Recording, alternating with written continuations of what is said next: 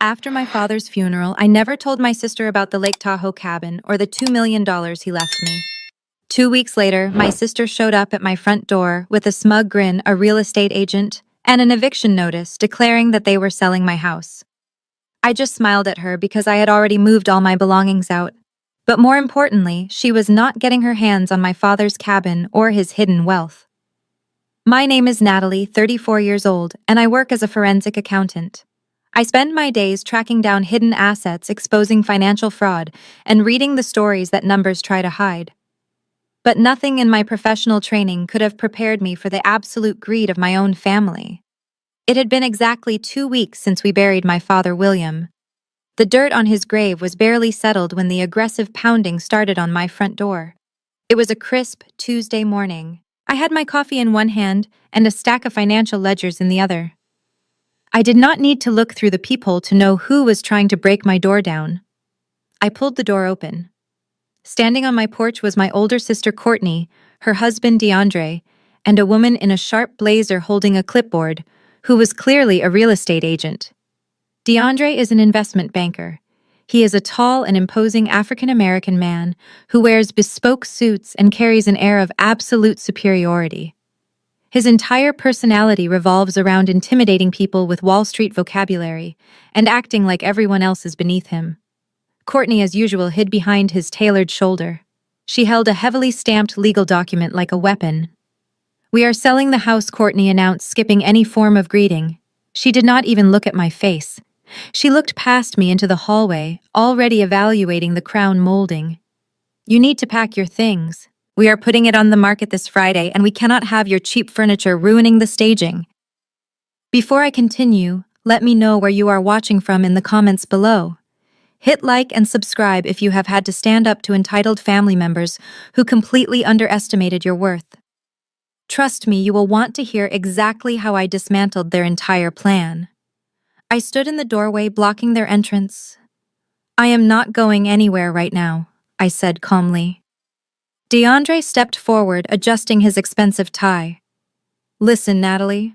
I know you are emotional, but we need to liquidate this asset immediately.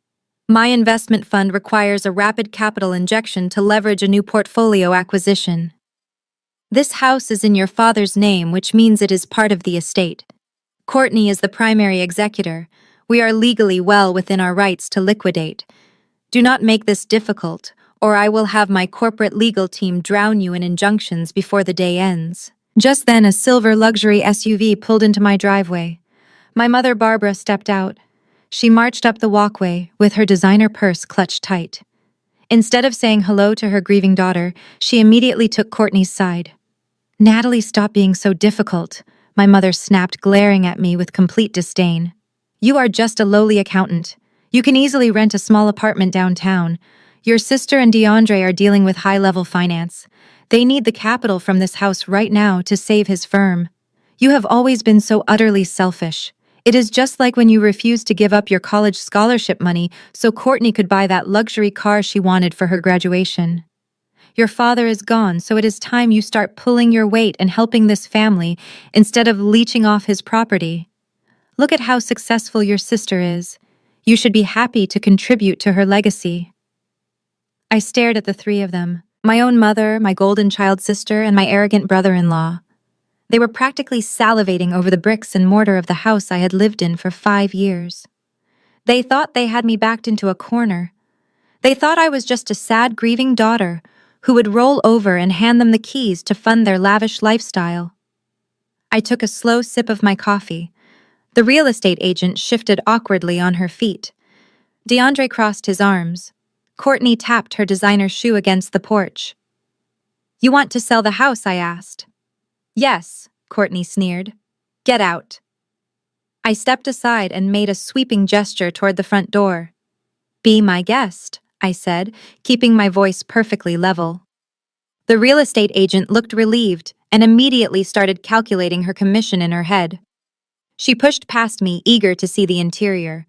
Courtney marched right behind her with a triumphant smirk. DeAndre lingered for a second on the porch, giving me a look of pure condescension. "You are making the right choice, Natalie," DeAndre said, straightening his cuffs. I know you do not understand high-level asset management, but tying up capital in residential real estate when the market is peaking is a rookie mistake. We are simply liquidating underperforming assets to maximize the estate portfolio. My fund requires liquidity. You will thank us when Courtney throws you a few crumbs from the eventual profit distribution. I smiled at him, the kind of smile that did not reach my eyes. Oh, I completely understand asset management, DeAndre. That is exactly why I moved all my things out last week. Courtney stopped dead in her tracks in the entryway. She let out a sharp gasp. I watched from the doorway as the real estate agent stood frozen in the middle of the living room. The entire house was completely bare. There was no furniture, no art on the walls, no rugs covering the hardwood floors. I had even unscrewed the expensive custom light fixtures my father and I had installed together and replaced them with cheap plastic bulbs. The echo of Courtney dropping her designer bag on the empty floor was incredibly satisfying. "What did you do?" Courtney shrieked, her voice echoing off the bare walls. "Where is the antique dining set? Where are the imported leather sofas? You cannot just steal the estate furniture. You are breaking the law." "I did not steal anything," I replied, leaning casually against the doorframe. "Every single piece of furniture in this house was purchased by me. I have the receipts, the bank statements, and the credit card records to prove it. Dad let me live here rent-free, but I furnished the entire place myself. Since you were so eager to sell the property today, I figured I would save you the physical labor of clearing it out." My mother pushed her way to the front, her face turning a deep shade of red. "This is unacceptable, Natalie." DeAndre let out a loud, dramatic sigh and pinched the bridge of his nose. He looked at me like I was a stubborn child who had just colored on the walls. "Do not play these petty games, Natalie. You are wasting my valuable time. We will just hire a luxury staging company and deduct the exorbitant cost directly from your non-existent share of the inheritance. It does not change the fact that we are listing this property for top dollar by the end of the month. The market value in this zip code is easily $1.2 million. That was the exact moment I decided to drop the first bomb. I reached into my tote bag and pulled out a thick manila folder. I had spent the last 2 weeks digging through my father's financial records, utilizing every forensic accounting skill I possessed. "You might want to review the title before you start calculating your 6% commission," I said, handing the folder directly to the real estate agent. She took it hesitantly, her professional smile faltering as her eyes scanned the first page. All the color drained from her face in an instant. She took a step back from Courtney. "What is it?" DeAndre demanded, snatching the folder violently from the agent's hands. "Let me see that." It seems my father made a few aggressive financial decisions without consulting his golden child, I said calmly, watching DeAndre's eyes dart across the page. "He took out a massive second mortgage on this property 3 years ago. The house is leveraged to the absolute limit." DeAndre furiously flipped through the documents. His eyes widened in disbelief. "This is impossible," he muttered, his confident Wall Street composure completely shattering into pieces. "It is very possible," I replied smoothly. "There is a $600,000 balloon payment currently past due. The bank has already initiated active foreclosure proceedings. I received the final default notice on Friday. So you are not selling a $1.2 million asset. You are inheriting a massive toxic debt that is about to sink you." Courtney stared at her husband in absolute horror, her mouth hanging open. "DeAndre, tell me she is lying," she demanded. "Tell me we are getting the money for the fund." DeAndre could not even speak. He just kept staring at the foreclosure notice, his hands trembling slightly under the weight of the realization. His bruised ego was palpable.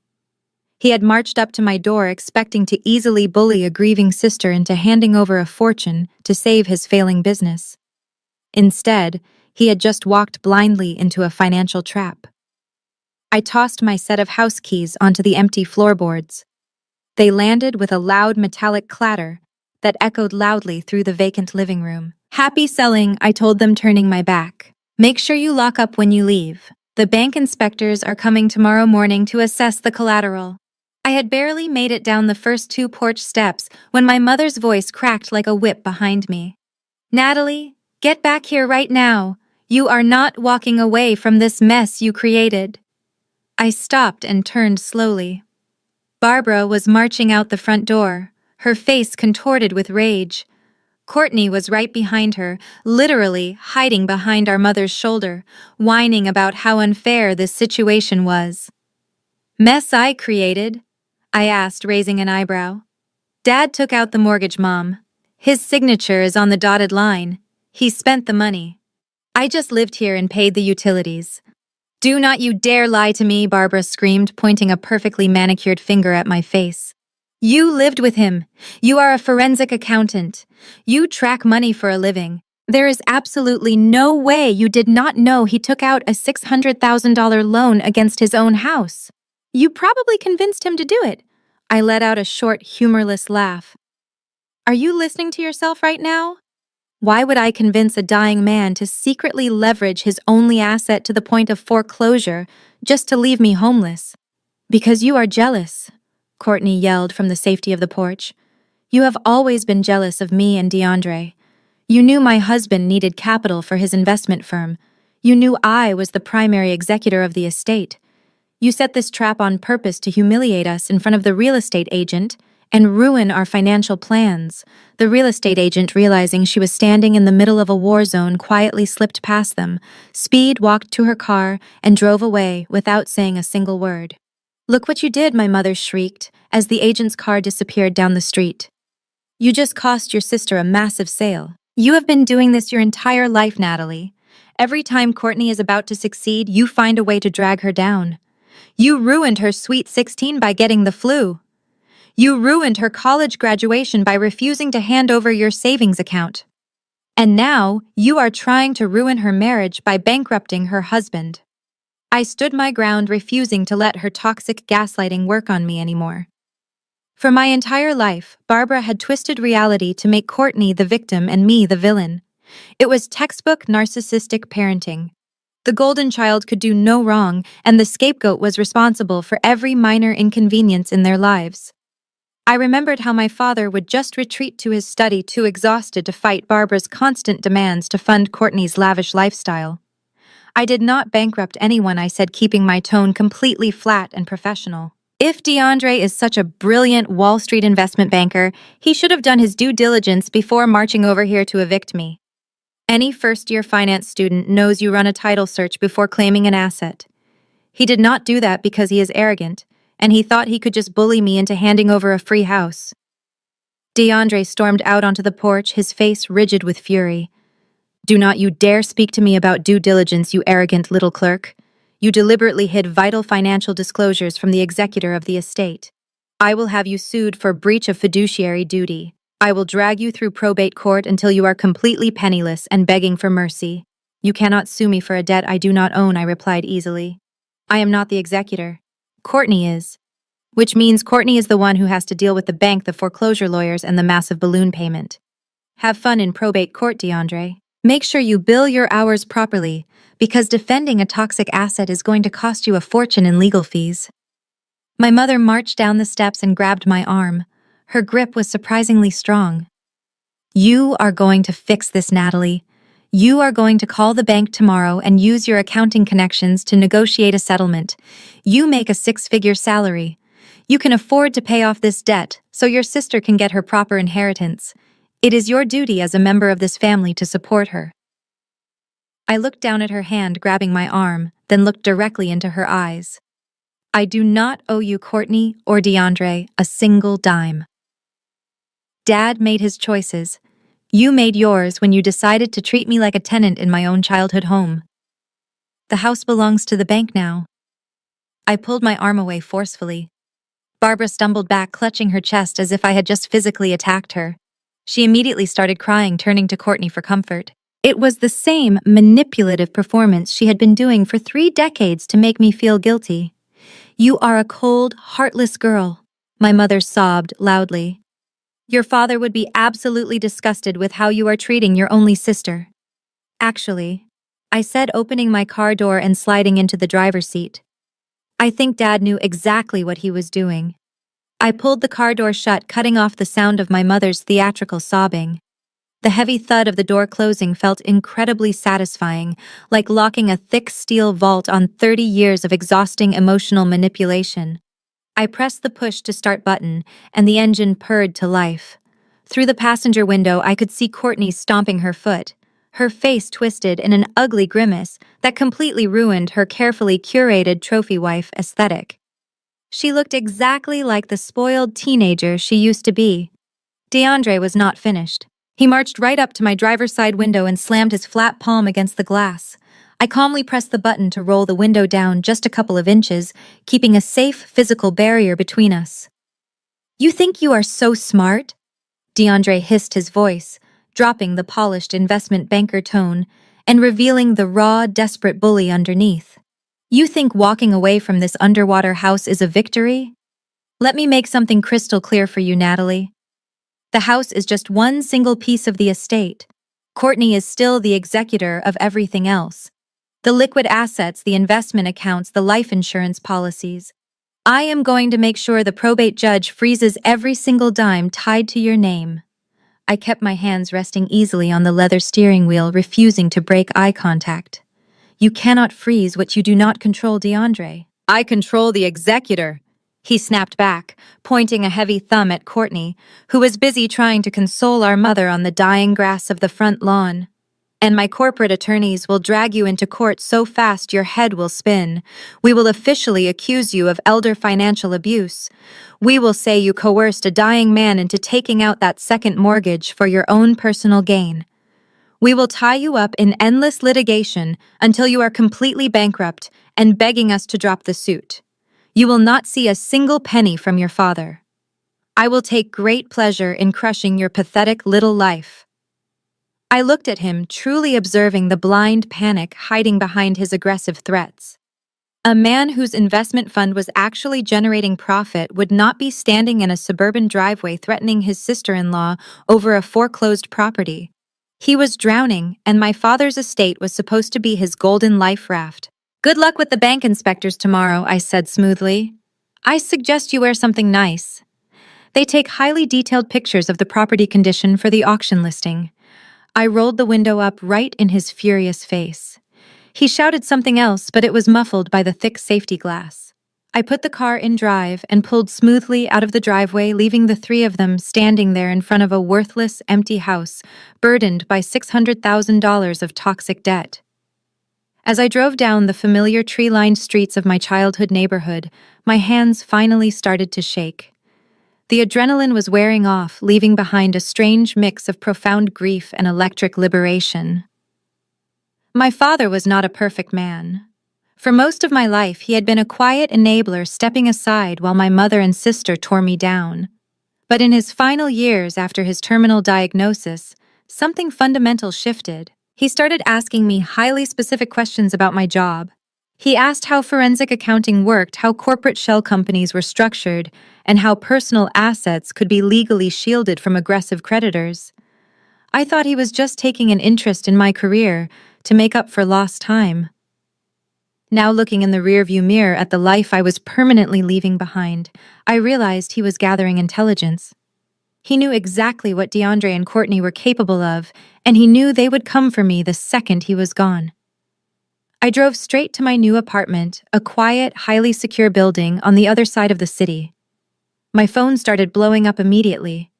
First, it was a barrage of angry text messages from my mother, oscillating between extreme guilt trips and vicious insults.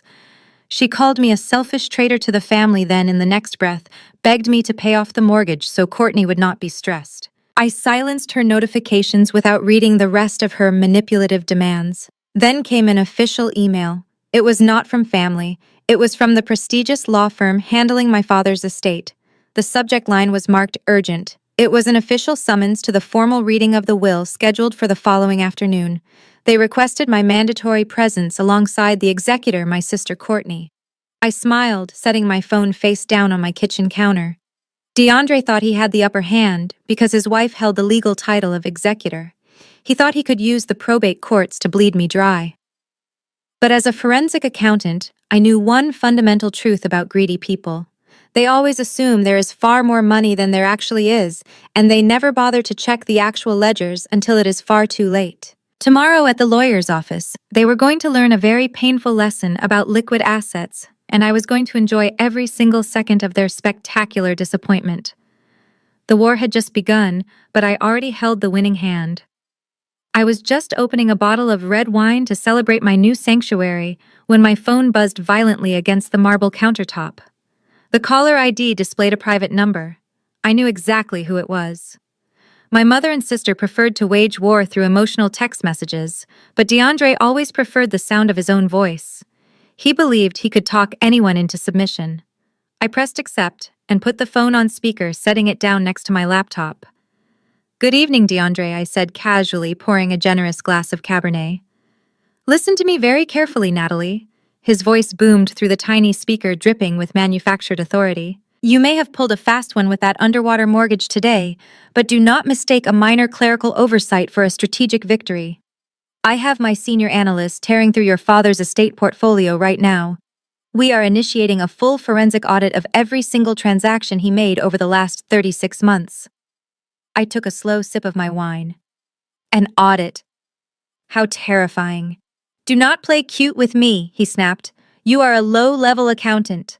I deal in 9-figure acquisitions. You have absolutely no idea what kind of corporate machinery I can mobilize against you.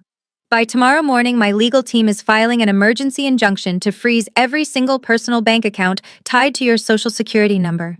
We are submitting a formal declaration of suspected elder financial abuse to the probate judge.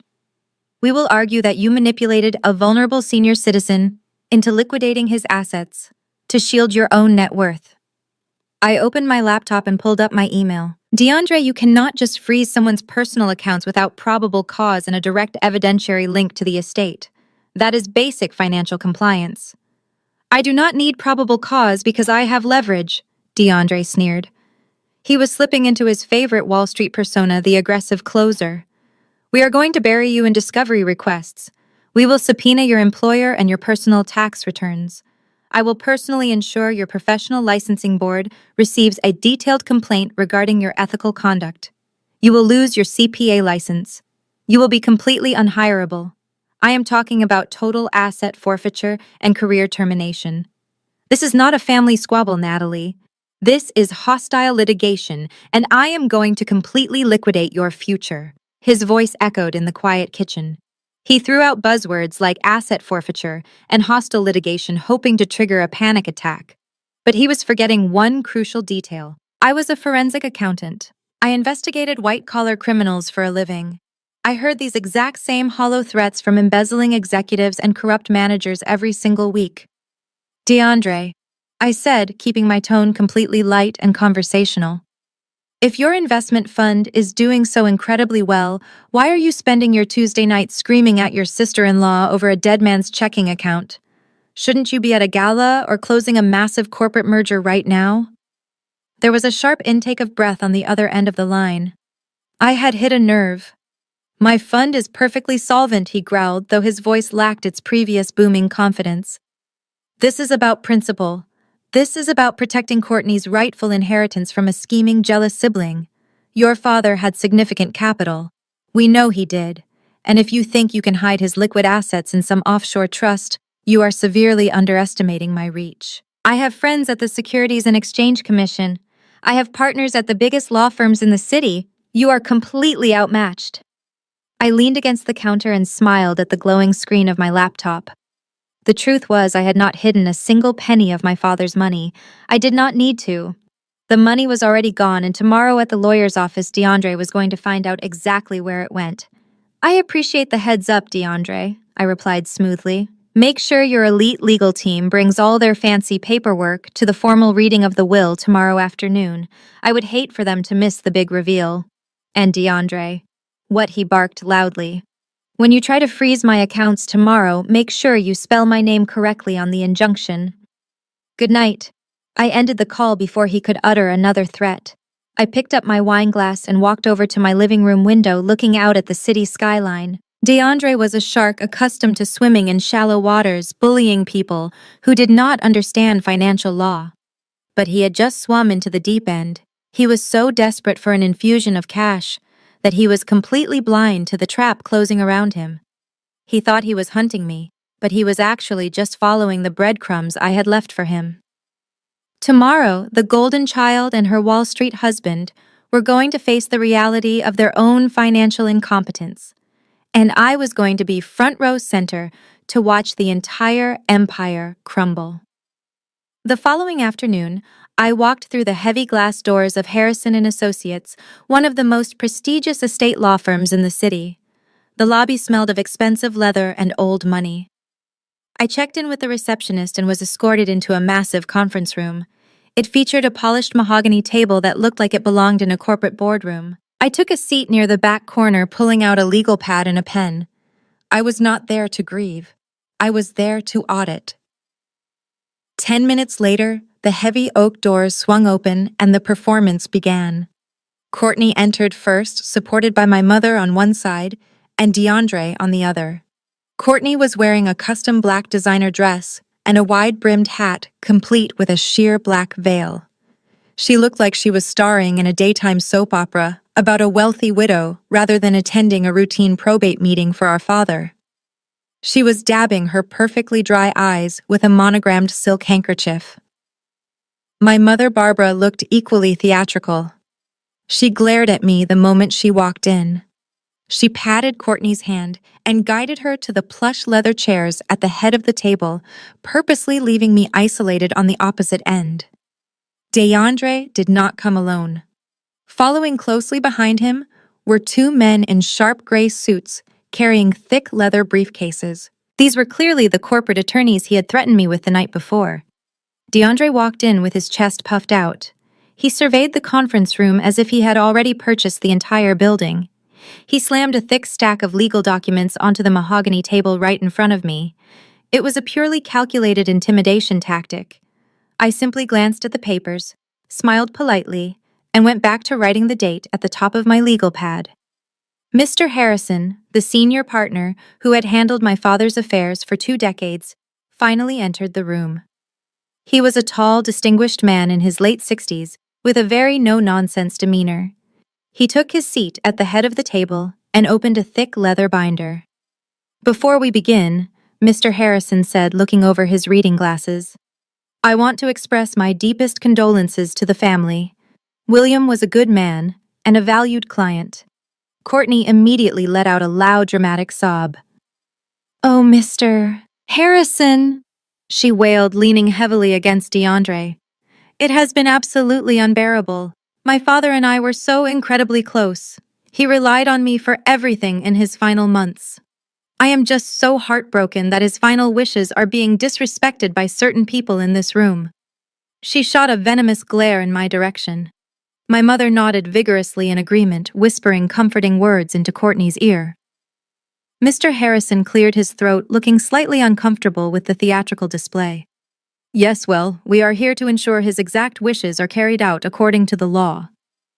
DeAndre leaned forward, resting his elbows on the table and steepling his fingers. He spoke over the lawyer, trying to seize control of the room. "Mr. Harrison, before you read the standard provisions, my legal team has prepared an emergency injunction regarding the estate. As my wife is the named executor, we have reason to believe that Natalie has engaged in severe financial misconduct. We are formally requesting that all of Natalie's personal assets be frozen immediately, pending a full forensic investigation into elder abuse and the misappropriation of a $600,000 mortgage." The two corporate lawyers behind DeAndre nodded in unison, sliding their briefcases onto the table as if preparing for a massive courtroom battle. I did not interrupt. I did not defend myself. I just sat back in my chair and watched them play their hands. As a forensic accountant, I knew that the loudest person in the room was usually the one hiding the biggest deficit. DeAndre was trying to use a smoke and mirrors tactic to secure his payout before anyone could look closely at the actual numbers. Mr. Harrison looked at the massive stack of papers DeAndre had slammed down. He looked back up at DeAndre with a completely blank expression. He did not look intimidated. He looked annoyed. "Sir, this is a formal reading of the will," Mr. Harrison said firmly. "I am not a judge, and this is not a courtroom. I do not grant injunctions, nor do I care about your corporate attorneys. My only job today is to read the legal directives left by my client. Any disputes regarding the estate liabilities will have to be filed through probate court after the reading is concluded. DeAndre scoffed, adjusting his tie. Fine, read the will. Let us get to the distribution of the liquid assets so my wife can take rightful control of the accounts. We have investment schedules to maintain. Courtney dabbed her eyes one last time, sitting up perfectly straight. She was ready to receive her crown. She was ready to be handed the millions she believed our father had hoarded away. She gave me a smug, triumphant smirk across the table, fully believing she had already won. Mr. Harrison adjusted his glasses, opened the first page of the heavy binder, and began to read. I, William, hereby declare this to be my last will and testament. I revoke all prior wills and codicils. Mr. Harrison read in a steady, monotonous voice that completely contrasted with the electric tension in the room. He went through the standard legal boilerplate, establishing his role, the payment of final debts, and the funeral expenses. Courtney sat leaning forward, her hands clasped tightly together on the mahogany table. Her tearful, grieving daughter act had completely vanished, replaced by the hungry stare of someone waiting for a winning lottery ticket to be validated. To my eldest daughter, Courtney, Mr. Harrison continued, turning to the next page. I leave the role of primary executor of my estate. Furthermore, I bequeath to Courtney the entirety of my primary financial assets. This includes my personal checking account, my high-yield savings account, and my entire stock brokerage portfolio. Courtney let out a sharp, audible gasp of triumph.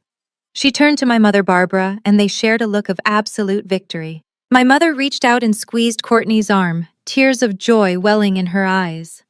DeAndre leaned back in his leather chair, crossing his arms with a smug, self-satisfied grin. He looked over at his two corporate attorneys and gave them a subtle nod. In his mind, his failing investment fund was already saved. He had secured the capital. The battle was over. And finally, Mr. Harrison said, his voice remaining completely neutral. To my youngest daughter, Natalie, I leave my deepest apologies. The room went dead silent. That was it. No mention of money for me. No mention of assets. Just an apology. Courtney actually laughed out loud, a sharp, cruel sound that echoed off the wood-paneled walls. She quickly covered her mouth with her silk handkerchief, pretending it was a sob, but the malicious delight in her eyes was unmistakable. Well, Courtney sniffled, wiping away fake tears. It is exactly what he wanted. He always knew who was responsible enough to handle the family legacy. Mr. Harrison, if we could just get the routing numbers for those accounts, DeAndre can facilitate the wire transfers today. We have urgent estate matters to resolve. Mr. Harrison did not look up from the binder. It is standard practice to provide the executor with a certified statement of all financial accounts as of the exact date of passing, he said smoothly. He pulled a single sheet of paper from the back of the folder and slid it across the long table toward Courtney.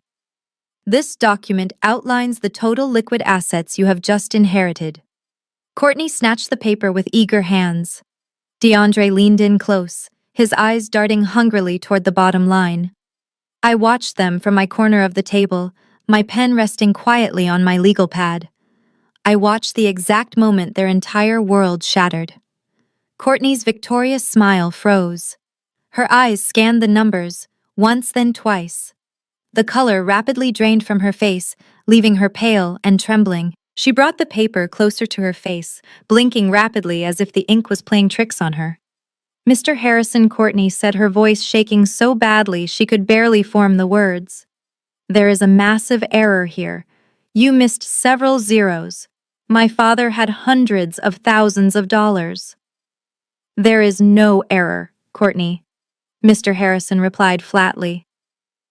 Those balances were certified by the banking institution yesterday afternoon. DeAndre aggressively ripped the paper out of his wife's hands. His eyes widened in absolute horror as he read the numbers. He stood up abruptly, his chair scraping loudly against the hardwood floor. This is a joke, DeAndre shouted. Checking account $412. Savings account $17.40. Brokerage account 0. Where is the money? He was a wealthy man. He had a massive retirement portfolio. Mr. Harrison closed the heavy leather binder with a solid thud. William liquidated his entire stock portfolio exactly 5 years ago. His standard accounts have been steadily declining since then. The estate is completely broke. DeAndre pivoted toward me, his face contorted with pure rage. "You stole it!" he roared, pointing a trembling finger directly at my face. "You drained his accounts.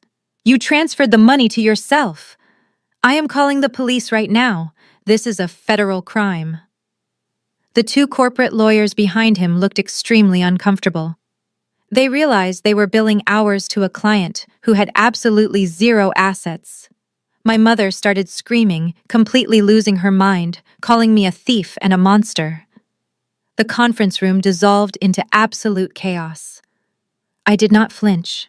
I did not raise my voice. I waited for DeAndre to stop yelling. Then I opened my own manila folder. "I did not touch a single penny of his money, DeAndre," I said calmly. "But I am a forensic accountant, and I know exactly where all those missing millions went." I slid a thick stack of bank statements across the mahogany table. They landed right on top of DeAndre's useless emergency injunction paperwork. The corporate lawyers flanking him immediately leaned in to look at the documents, their professional curiosity overriding their loyalty to their client. "These are certified wire transfer records from exactly 5 years ago," I explained, keeping my voice steady and loud enough to command the entire room. "Notice the date, Courtney. It was 2 months before your extravagant wedding in Italy.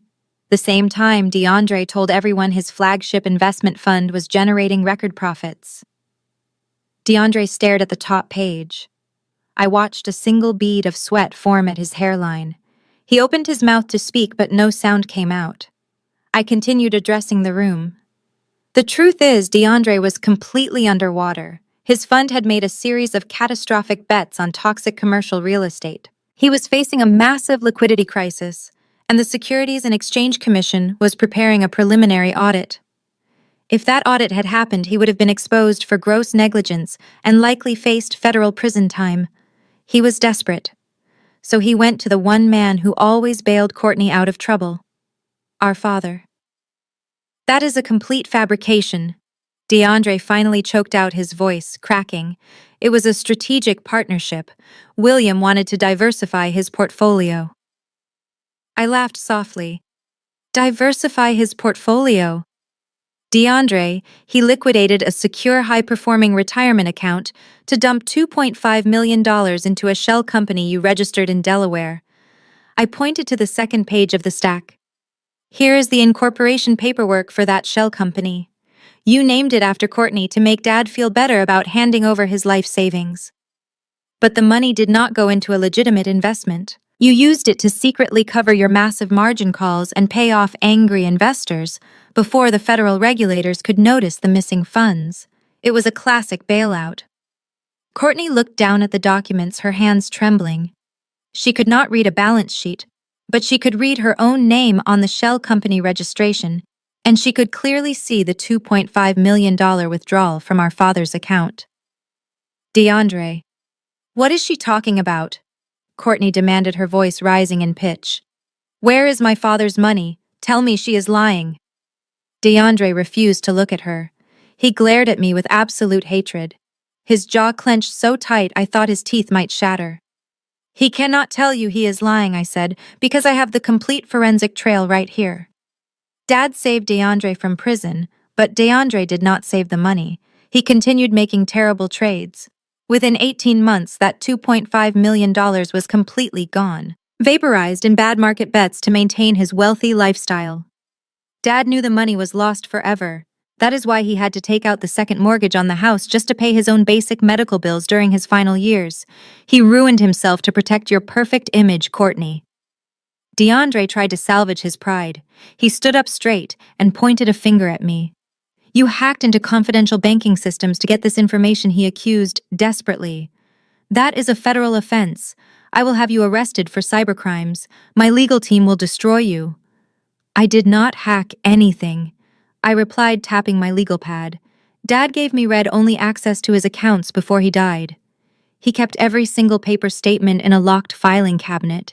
He knew you would try to blame me when the money ran out. He left me the paper trail to defend myself against your inevitable greed. He left me the truth. The corporate lawyer, who had already closed his briefcase, leaned down and whispered harshly into DeAndre's ear. I could not hear the exact words, but the message was clear. They were dropping him as a client immediately. Without a massive estate to bill their exorbitant hours against DeAndre was just another broke guy in a nice suit facing serious fraud allegations. The two lawyers stood up, offered a brief professional nod to Mr. Harrison, and walked right out of the conference room without looking back. My mother, Barbara, slammed her hand on the table, trying desperately to regain control of the narrative. Even if this is true, she shouted, William did the right thing. He protected his family. DeAndre is a brilliant businessman who just hit a rough patch. Family helps family. You should be ashamed of yourself for bringing this up, Natalie.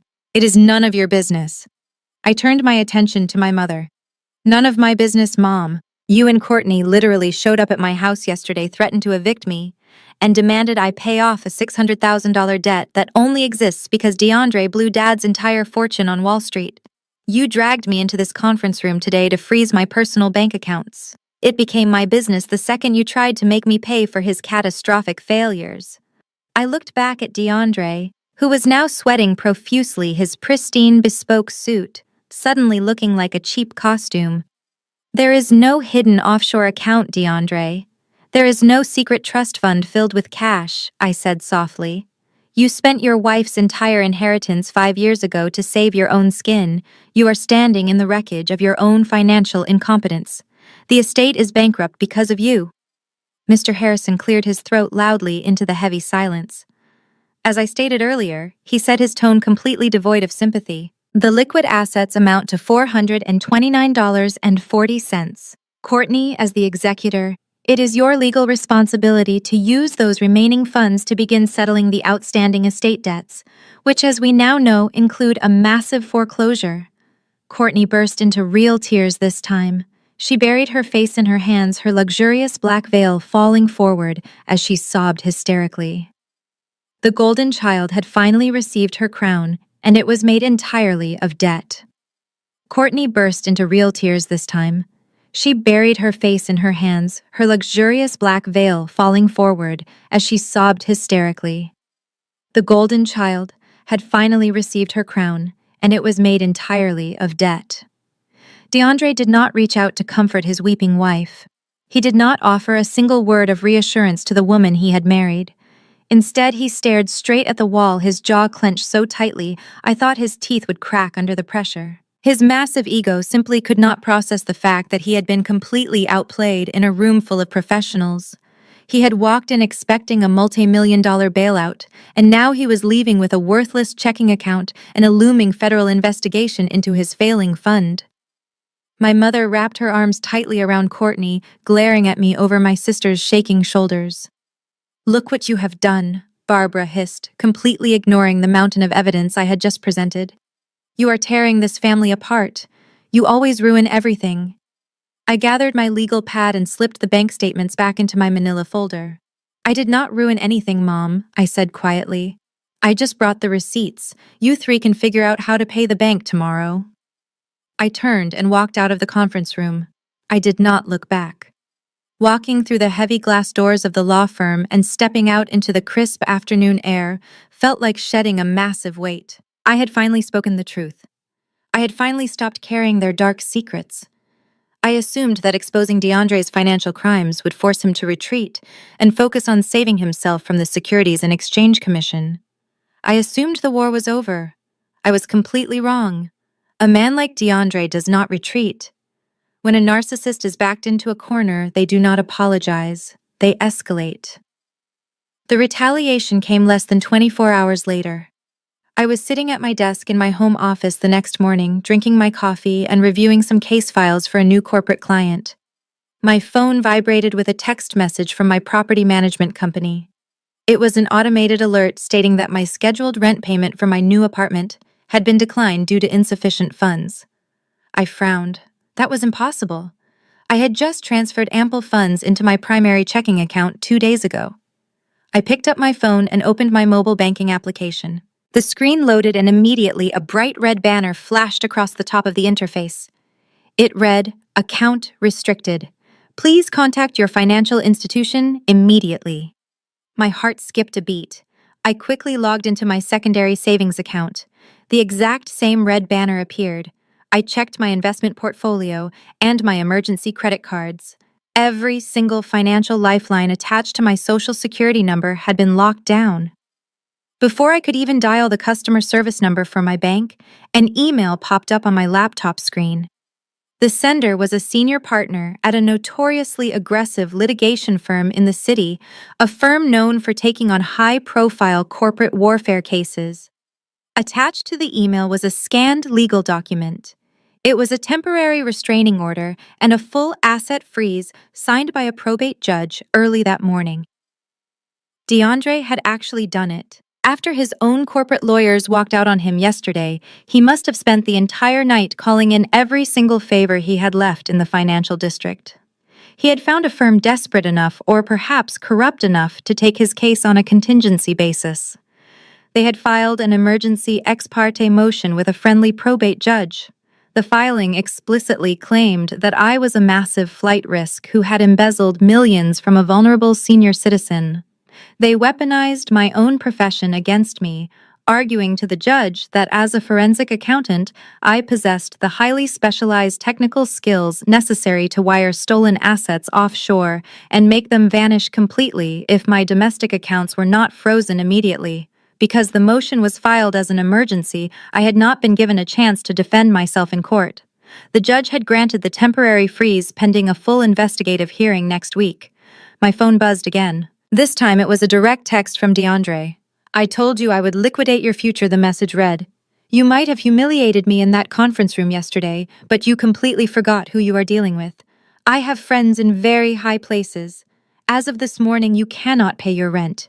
You cannot buy your groceries. You cannot even afford to put a retainer down for a defense attorney to fight this legal injunction.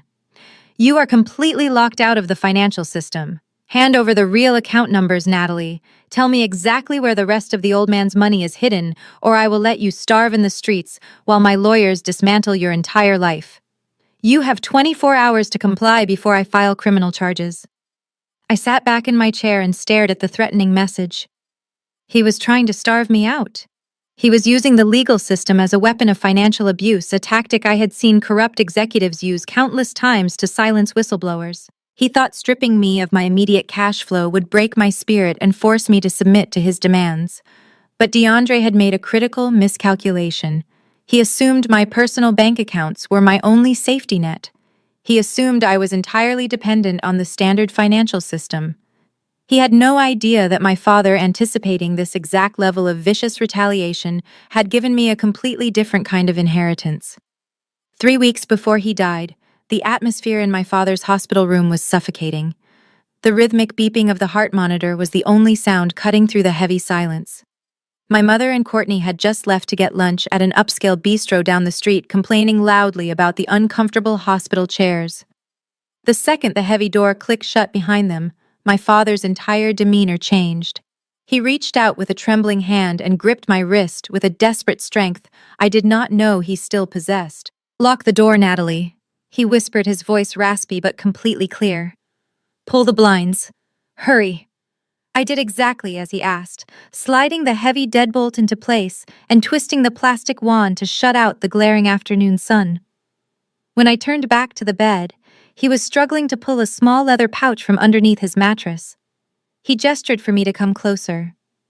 "Listen to me very carefully," he said, pressing the pouch into my palms. "Inside you will find a brass key and a slip of paper. Do not show these to your mother. Do not let Courtney know they exist. And whatever you do, keep them as far away from DeAndre as physically possible." I opened the pouch. Inside was a heavy old-fashioned key and a folded index card with a string of GPS coordinates and a 6-digit sequence of numbers. I looked at him in total confusion.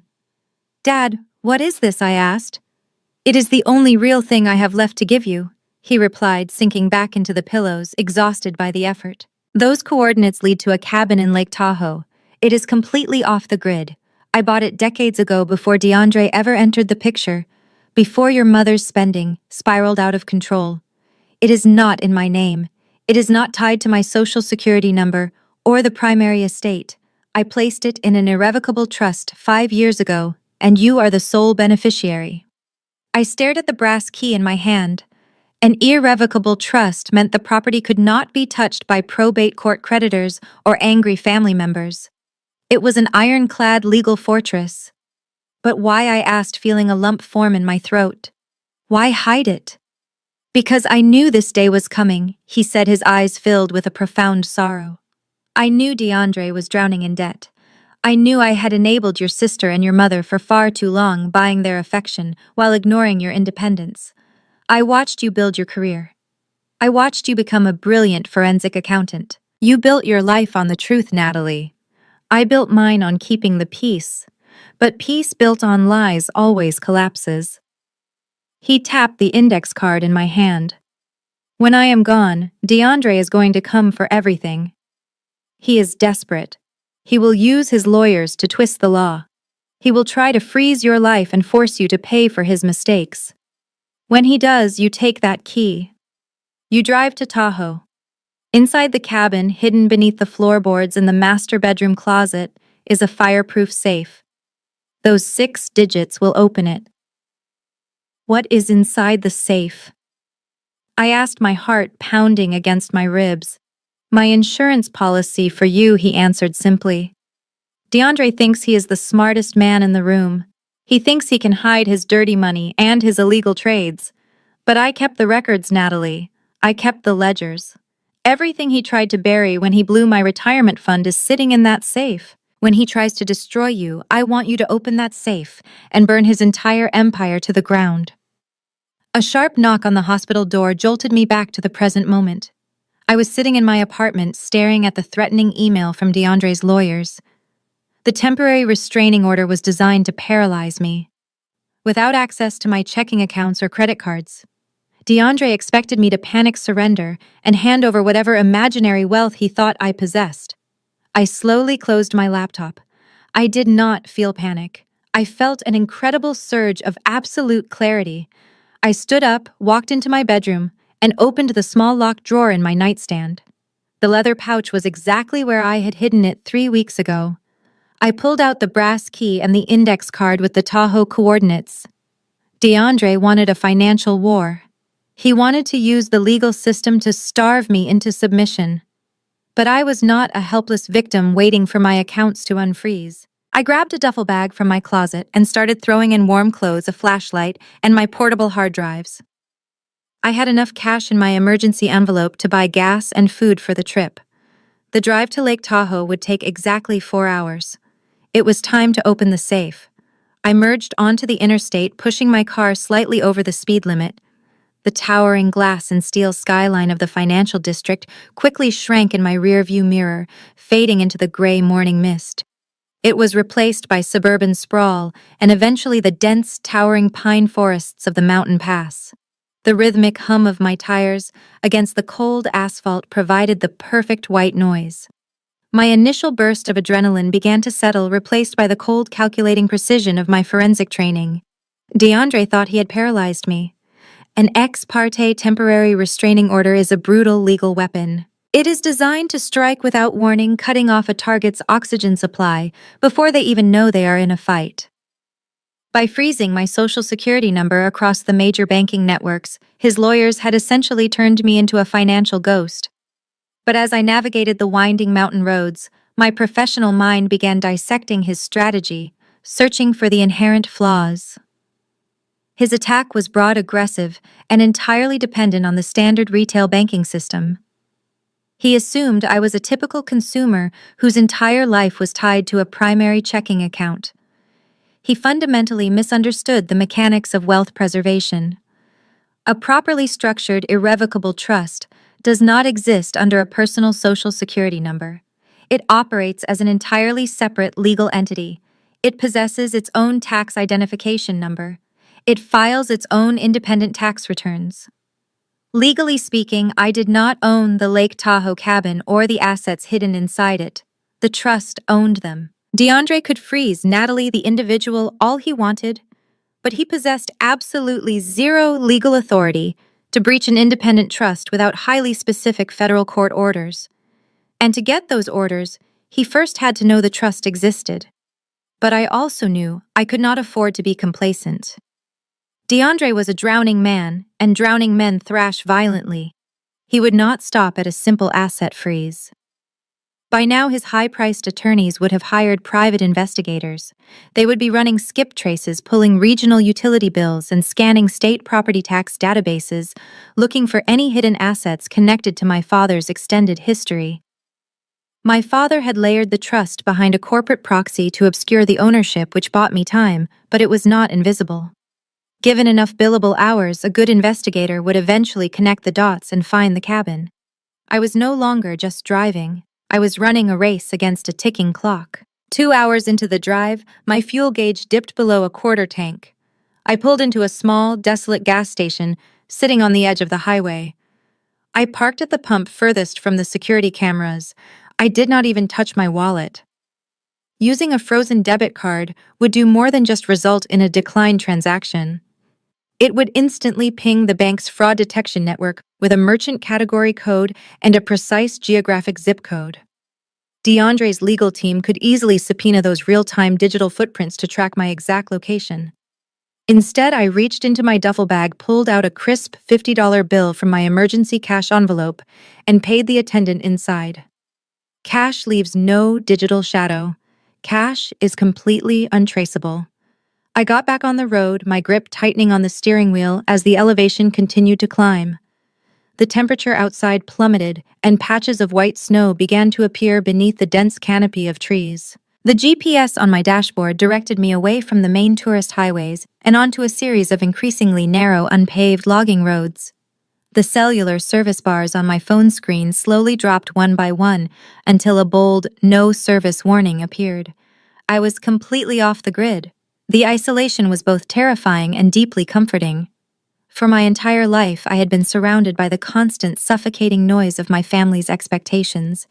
My mother's endless criticism, Courtney's manufactured dramas, and DeAndre's arrogant posturing. Up here, surrounded by ancient trees and mountain air, their voices could not reach me.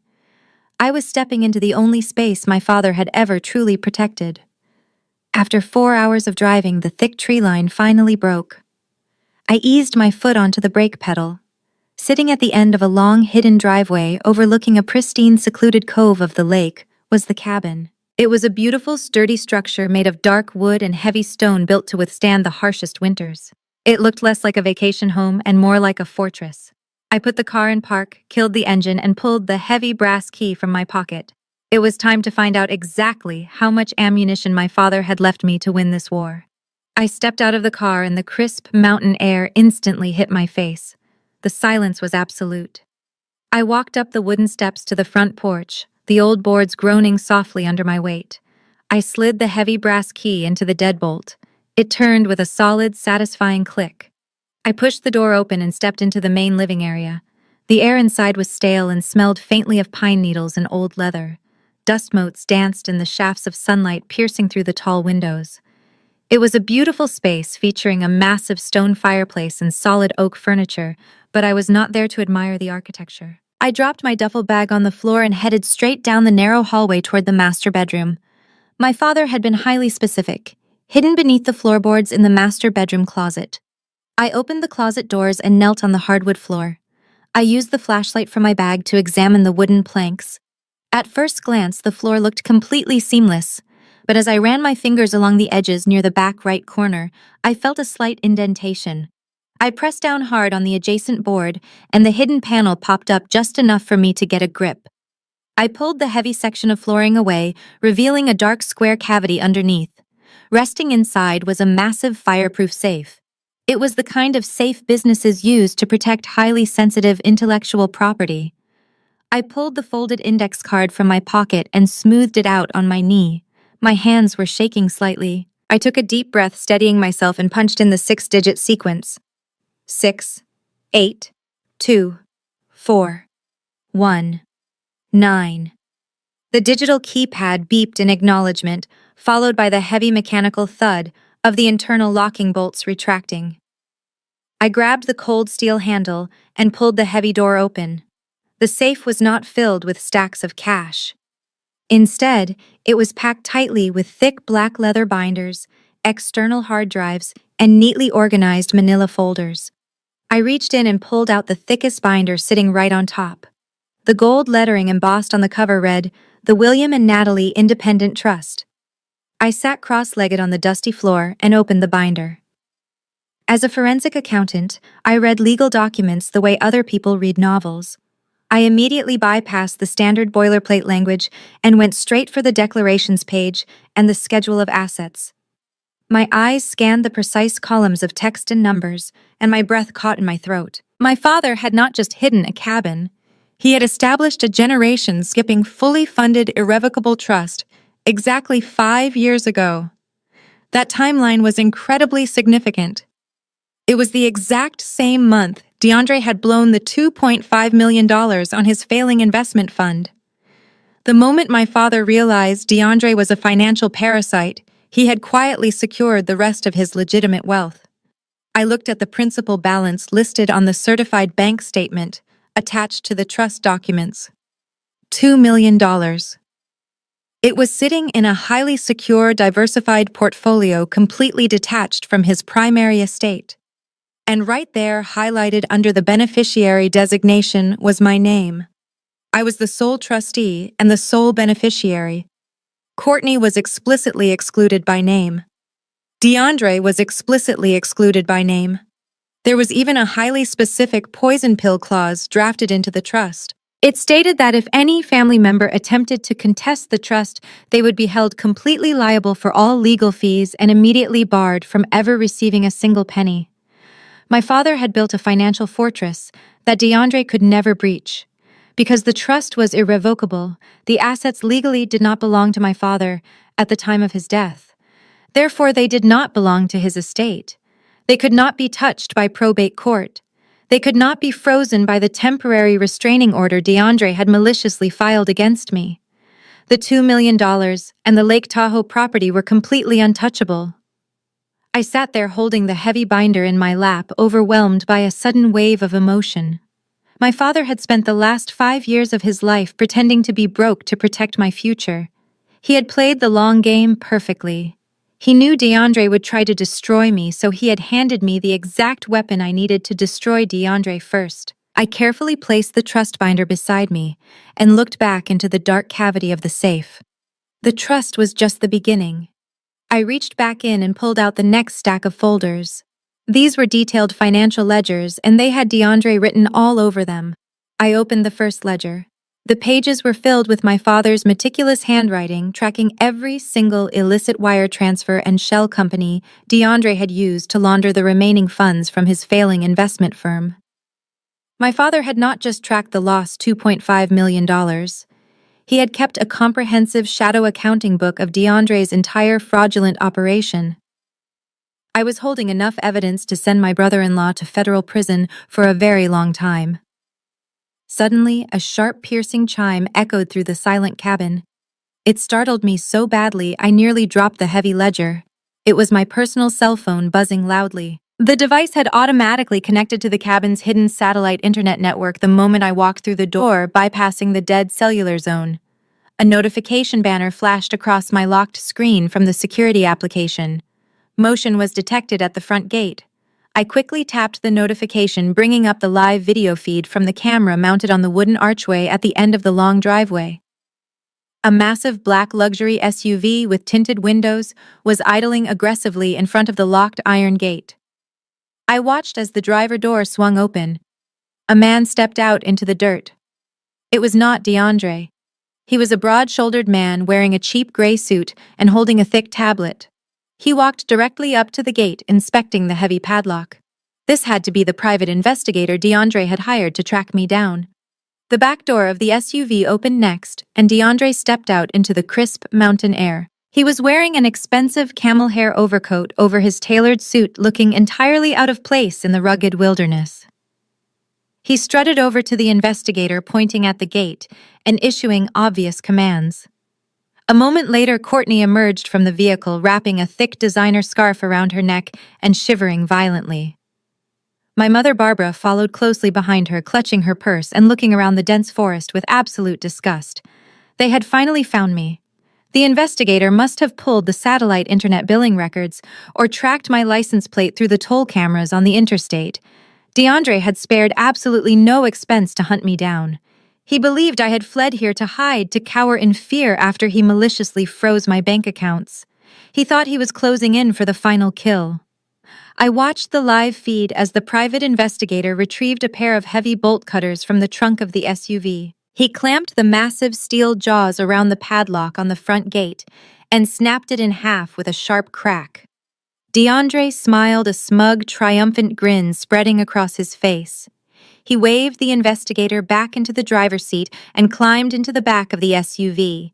The heavy black vehicle lurched forward, tires crunching loudly over the gravel as it began the slow ascent up the winding driveway toward the cabin. I had exactly 2 minutes before they reached the front porch. I did not panic at all. I did not scramble to hide the documents. The fear that had plagued my entire childhood, the constant anxiety of displeasing my mother or angering my sister, was completely gone. I calmly closed the financial ledger and placed it back inside the fireproof safe. I left the massive iron door wide open. I wanted DeAndre to see exactly what was inside. I wanted him to look his own destruction right in the face. I stood up and brushed the dust off my jeans. I walked out of the master bedroom and down the narrow hallway, moving with deliberate, measured steps. The heavy crunch of gravel outside grew louder, followed by the deep rumble of the SUV engine shifting into park. Car doors slammed shut one after another. Heavy footsteps stomped onto the wooden stairs leading up to the front porch. I stood perfectly and completely still in the center of the living room, my eyes locked on the heavy oak front door. "Open the door!" Natalie, DeAndre shouted from outside, his voice muffled by the thick wood but dripping with absolute arrogance. "We know you are in there. The private investigator tracked your little getaway. Your accounts are frozen. You have absolutely zero leverage and nowhere left to run. Open this door right now before I have my guy break it down." My mother's shrill voice joined in. "Stop being so incredibly selfish and open the door," she demanded. "You are making your sister stand out here in the freezing cold. You are acting like a complete lunatic, Natalie. Let us inside this house immediately so we can settle this estate properly today." I walked slowly to the front door. I did not unlock it immediately. I let DeAndre bang his fist against the thick oak wood for another 10 seconds, letting his arrogant frustration peak. Then I reached out, turned the heavy brass deadbolt, and pulled the door wide open. DeAndre immediately lunged forward, attempting to forcefully shoulder his way past me into the cabin. I planted my feet firmly on the threshold and shoved my hand flat against his expensive camel hair overcoat, stopping his momentum completely. He looked down at my hand, his eyes widening in absolute shock that I had dared to physically block his path. He was a man used to people instantly cowering when he entered a room. "Do not ever put your hands on me," DeAndre hissed, taking a half step back and aggressively brushing off his coat, as if my touch had soiled the expensive fabric. "Move out of the way, Natalie. You are trespassing on private property," I said, keeping my voice perfectly level and refusing to break eye contact. "You just hired a man to destroy a locked gate. That is the legal definition of breaking and entering. You have absolutely no right to be standing on this porch." DeAndre let out a sharp, condescending laugh. "Private property. Are you completely delusional? This is William's cabin. He might have hidden it out here in the woods, but my investigator pulled the county tax records. Since your father is dead, this cabin is officially an asset of the primary estate. My wife is the sole legal executor of that estate. That means Courtney owns this cabin, not you. You are the one trespassing." Courtney shoved her way past the private investigator. She was shivering violently in the freezing mountain air, her teeth chattering beneath her designer scarf. She glared at me with absolute contempt. "Move out of the doorway right now," she demanded. "You are acting like a crazy person. You ran away and hid in the wilderness because you knew DeAndre beat you in court. You knew we froze your accounts. Now get out of my cabin before I freeze whatever pathetic assets you have left." My mother pushed her way to the front, her face red with anger and the biting cold. "Natalie, this has gone far enough. Barbara snapped. You have embarrassed this family for the absolute last time. DeAndre has been incredibly patient with your childish tantrums. We drove 4 hours up a mountain just to talk some sense into you. Let us inside right now so we can sit down and discuss how you are going to pay back the money you owe this family. I did not move an inch. I owe this family nothing, Mom. And I certainly do not owe a single dime to a man who uses the legal system to terrorize people. DeAndre reached into his pocket and pulled out his sleek smartphone. His face was twisted into a cruel, triumphant sneer. He held the screen up to my face so I could clearly see the keypad. I am dialing the local sheriff right this second. DeAndre threatened, his voice booming across the quiet porch. I am going to tell them that a disgruntled, estranged family member is illegally squatting in an estate property. I will tell them you are a flight risk who fled a legally binding court order. I will tell them you are hostile and uncooperative. The sheriff will drive up here, put you in handcuffs, and drag you out of this cabin. You will spend the night in a freezing mountain jail cell while we change the locks and sell this place to the highest bidder. The private investigator crossed his arms, standing ominously behind DeAndre to add physical intimidation to the threat.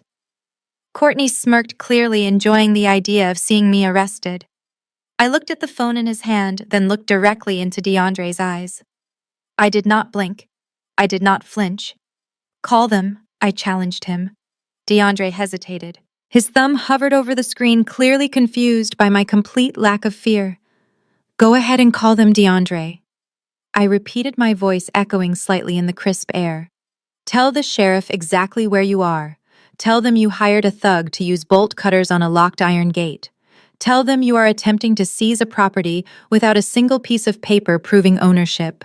Because when they get here, I will gladly show them the certified notarized documents proving that this cabin belongs to an irrevocable trust, and I am the sole legal trustee. I will press federal charges for property damage and attempted extortion. So please make the call right now. DeAndre stared at me. The smug confidence began to crack, replaced by a flicker of genuine uncertainty. He slowly lowered his phone, though he refused to put it back in his pocket. He was a bully who relied entirely on bluffing, and I had just called his ultimate bluff. I decided it was time to move the confrontation exactly where I wanted it. I stepped back from the threshold and swung the heavy oak door wide open, gesturing toward the interior of the cabin. But since you drove all this way to find the truth, I said smoothly, I would hate for you to leave empty-handed. Come inside. Step into my cabin. I have something in the master bedroom I really want you to see. DeAndre did not wait for me to lead the way. He snatched the heavy steel bolt cutters right out of the private investigator's hands and pushed aggressively past me into the living room. His heavy leather boots pounded against the antique hardwood floor, tracking wet mountain dirt across the rugs. He was a man completely consumed by panic and rage, desperate to regain the upper hand. I pointed down the narrow hallway toward the master bedroom, keeping my posture entirely relaxed. Instead of simply turning the brass knob on the closed bedroom door, DeAndre hoisted the heavy bolt cutters and swung them with all his might directly into the wooden door frame. The heavy metal crashed into the vintage lock, shattering the solid oak and completely destroying the internal mechanism. Wood splinters flew across the hallway carpet. It was a purely animalistic display of dominance. He wanted to make it absolutely clear that he was not an invited guest taking a polite tour of the property. He was a conqueror, seizing a valuable asset by brute force. He kicked the ruined door open and stormed into the room. I stood in the hallway, watching this pathetic display of toxic masculinity. I did not even have a chance to follow him inside before my mother stepped directly into my path, completely blocking my way. Barbara's face was contorted with a mixture of absolute disgust and panicked desperation. The private investigator wisely decided to wait out on the front porch, clearly recognizing that this family dispute was about to turn incredibly ugly. Courtney hovered in the background, wrapping her coat tighter around herself. You are an absolute monster, my mother hissed, her voice vibrating with pure venom. How dare you speak to DeAndre that way? How dare you lie to us and hide your father's property in some secret trust fund? You think you are so incredibly smart, sneaking behind our backs to steal what rightfully belongs to your sister. I looked down at her. I did not lie, Mom. Dad hid this property because he knew exactly what DeAndre was. He knew DeAndre would steal everything to save his own sinking ship. The slap came so fast, I did not even have time to brace myself. Barbara swung her arm back and struck me across the face with an open palm. The sharp, stinging crack echoed loudly in the narrow wooden hallway. The force of the blow snapped my head to the side, and a hot metallic taste instantly filled my mouth, where my teeth had caught the inside of my cheek. Courtney gasped loudly from the living room, but she did not step forward to intervene. She never did. She just stood there clutching her expensive designer scarf, watching our mother do the dirty work of breaking me down. "You listen to me, you ungrateful little wretch," Barbara screamed, stepping so close I could smell the stale coffee on her breath.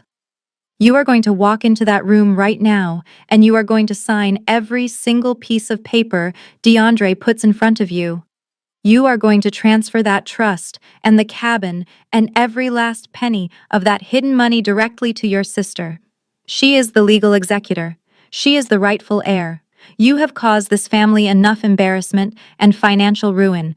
We are taking what belongs to us, and you are going to stand there and let us." I slowly turned my head back to face her.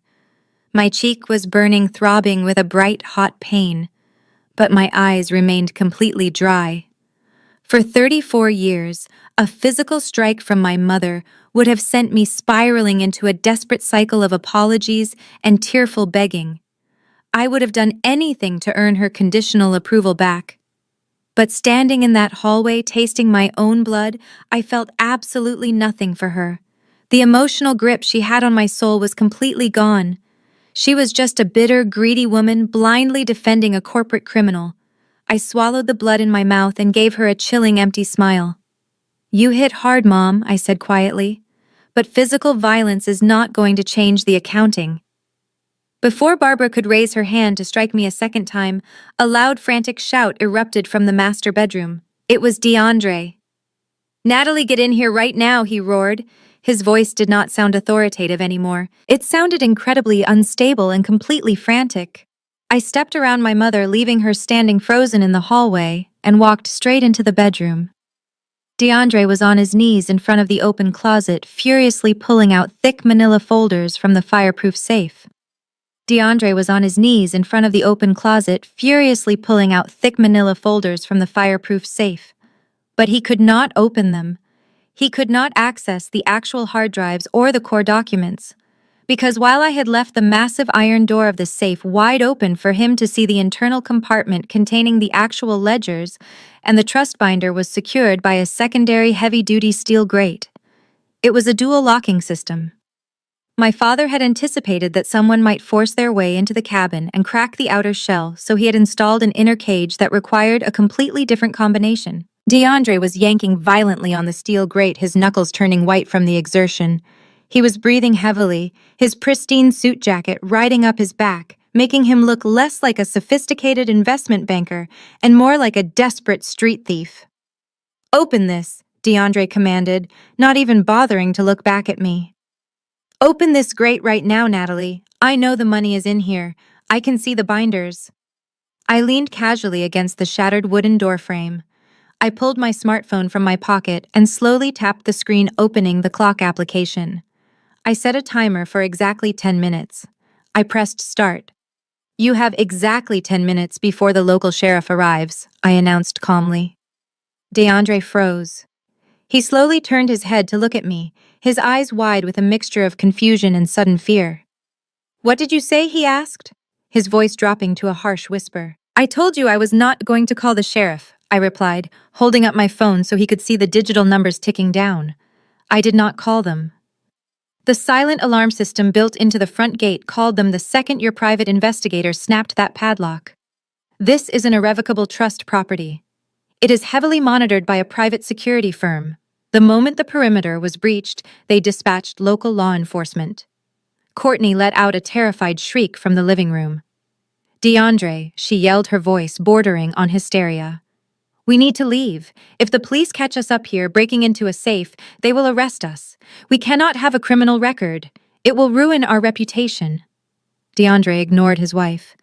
He stood up from the floor, his towering frame casting a long shadow across the small bedroom. He took 2 menacing steps toward me. "Give me the combination to that grate," he demanded, his voice low and vibrating with violent intent. "You are going to open it, and I am going to take those binders, and then we are leaving. If you do not give me those numbers right now, I will break your arm, Natalie. I swear to God, I will physically break you." My mother gasped from the hallway. "DeAndre, no." She pleaded weakly. "Do not hurt her. Just make her tell us the numbers." I did not retreat. I looked straight up into DeAndre's furious eyes. The digital timer on my phone silently ticked down. 9 minutes and 20 seconds. "You do not want those binders, DeAndre," I said softly. "Do not tell me what I want," he roared, slamming his fist into the wall next to my head. The drywall cracked under the impact. "The money is in there. William's millions are sitting right behind that steel grate. I know it. He stole my rightful partnership capital and hid it in this cabin. Give me the code." I shook my head slowly. "There is no cash in that safe. There are no gold bars. There are no bearer bonds. The $2 million is sitting in an institutional investment account managed by a third-party trustee firm in Delaware. You cannot touch it. You could blow this entire cabin to pieces with dynamite, and you still would not be able to access a single penny of that money without my authorized signature." DeAndre grabbed me by the shoulders, his heavy hands digging painfully into my collarbones. He shook me violently. "Then what is in the safe?" he screamed, his polished facade completely shattering, revealing the terrified cornered animal underneath. "What is in the folders?" I let him shake me. I did not fight back. I just looked at him with absolute pity. "The truth," I answered. "The ledgers, the hard drives, every single piece of paper documenting the $2.5 million you stole from my father 5 years ago. He tracked everything, DeAndre. He tracked the shell companies. He tracked the offshore transfers. He tracked the massive margin calls you secretly covered to hide your incompetence from the federal regulators.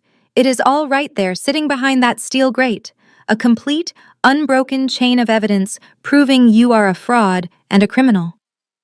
DeAndre stopped shaking me. His hands slowly released my shoulders. The color drained from his face, leaving his skin a sickly, ashen gray. He stumbled backward, his eyes darting wildly from my face to the fireproof safe and back again. 8 minutes, I said quietly, glancing at my phone. "The sheriff is coming up the mountain. And when he gets here, he is going to find a desperate man who just broke into a secure facility, trying to steal evidence of his own federal crimes." DeAndre was breathing in shallow, ragged gasps.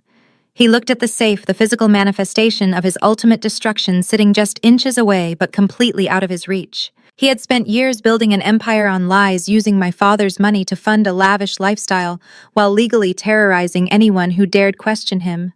He thought he was untouchable. But my father had built a trap, and DeAndre had just walked right into the steel jaws.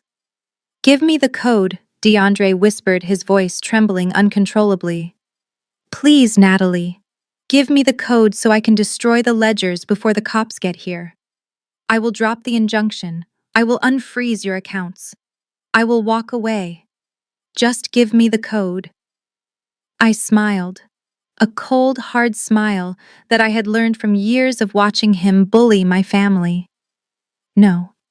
DeAndre stared at me, the single syllable hanging in the heavy air between us. The absolute finality of my refusal seemed to shatter whatever fragile grip he still had on his sanity. He let out a primal, guttural scream of pure frustration and grabbed the heavy steel bolt cutters from the floor. For a split second, I thought he was going to swing them at me.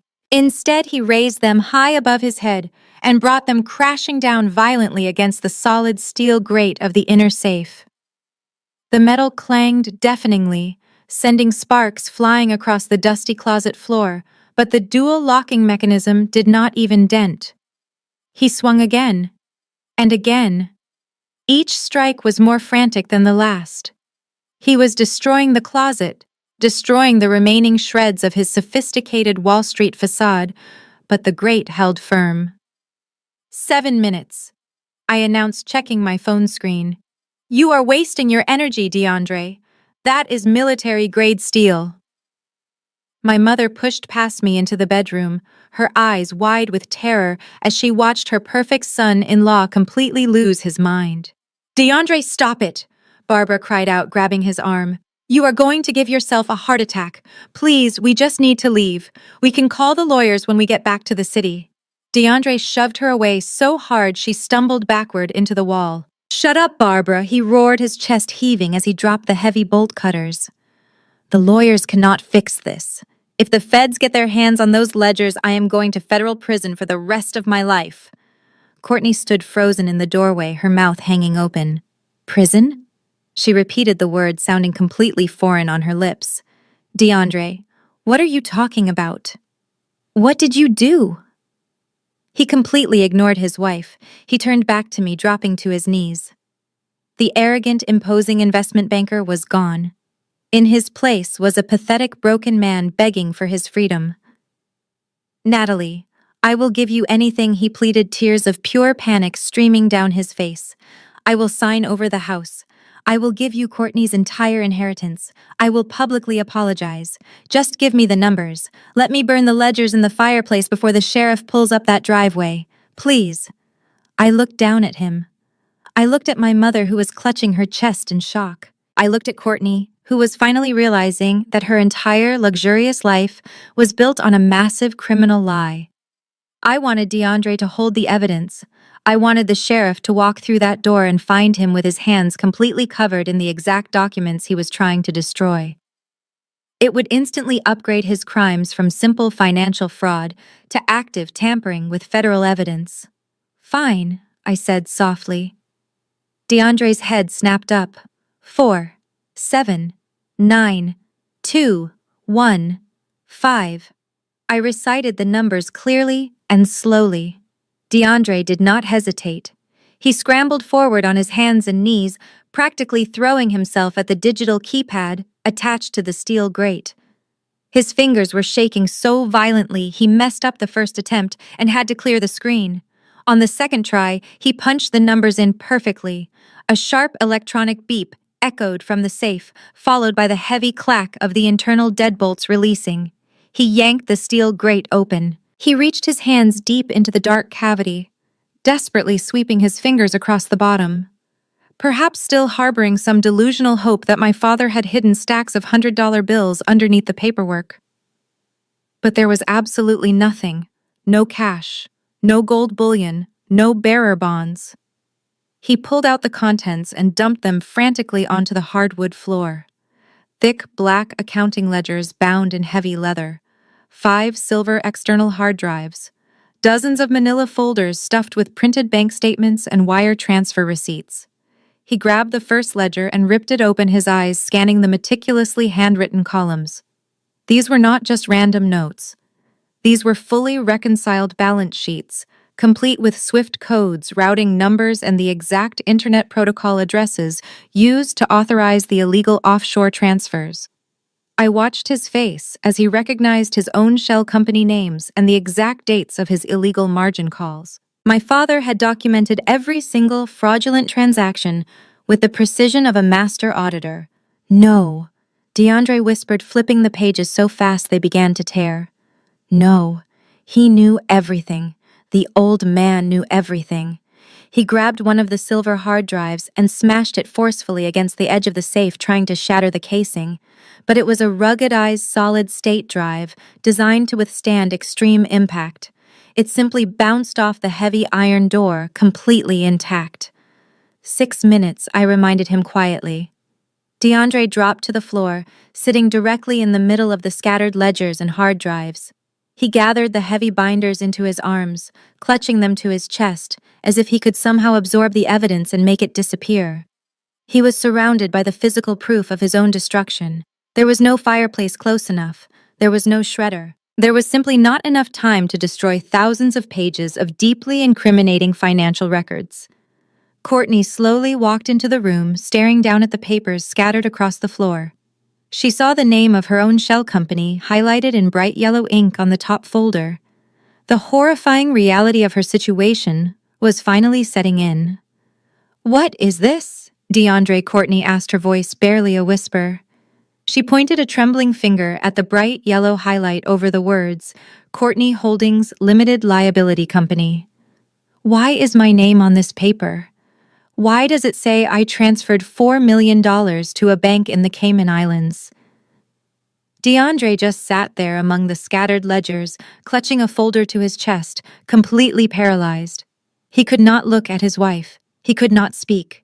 The charismatic investment banker, who loved to hear the sound of his own voice, had finally been shocked into absolute silence. I stepped forward and picked up a ledger that had slid near my boots.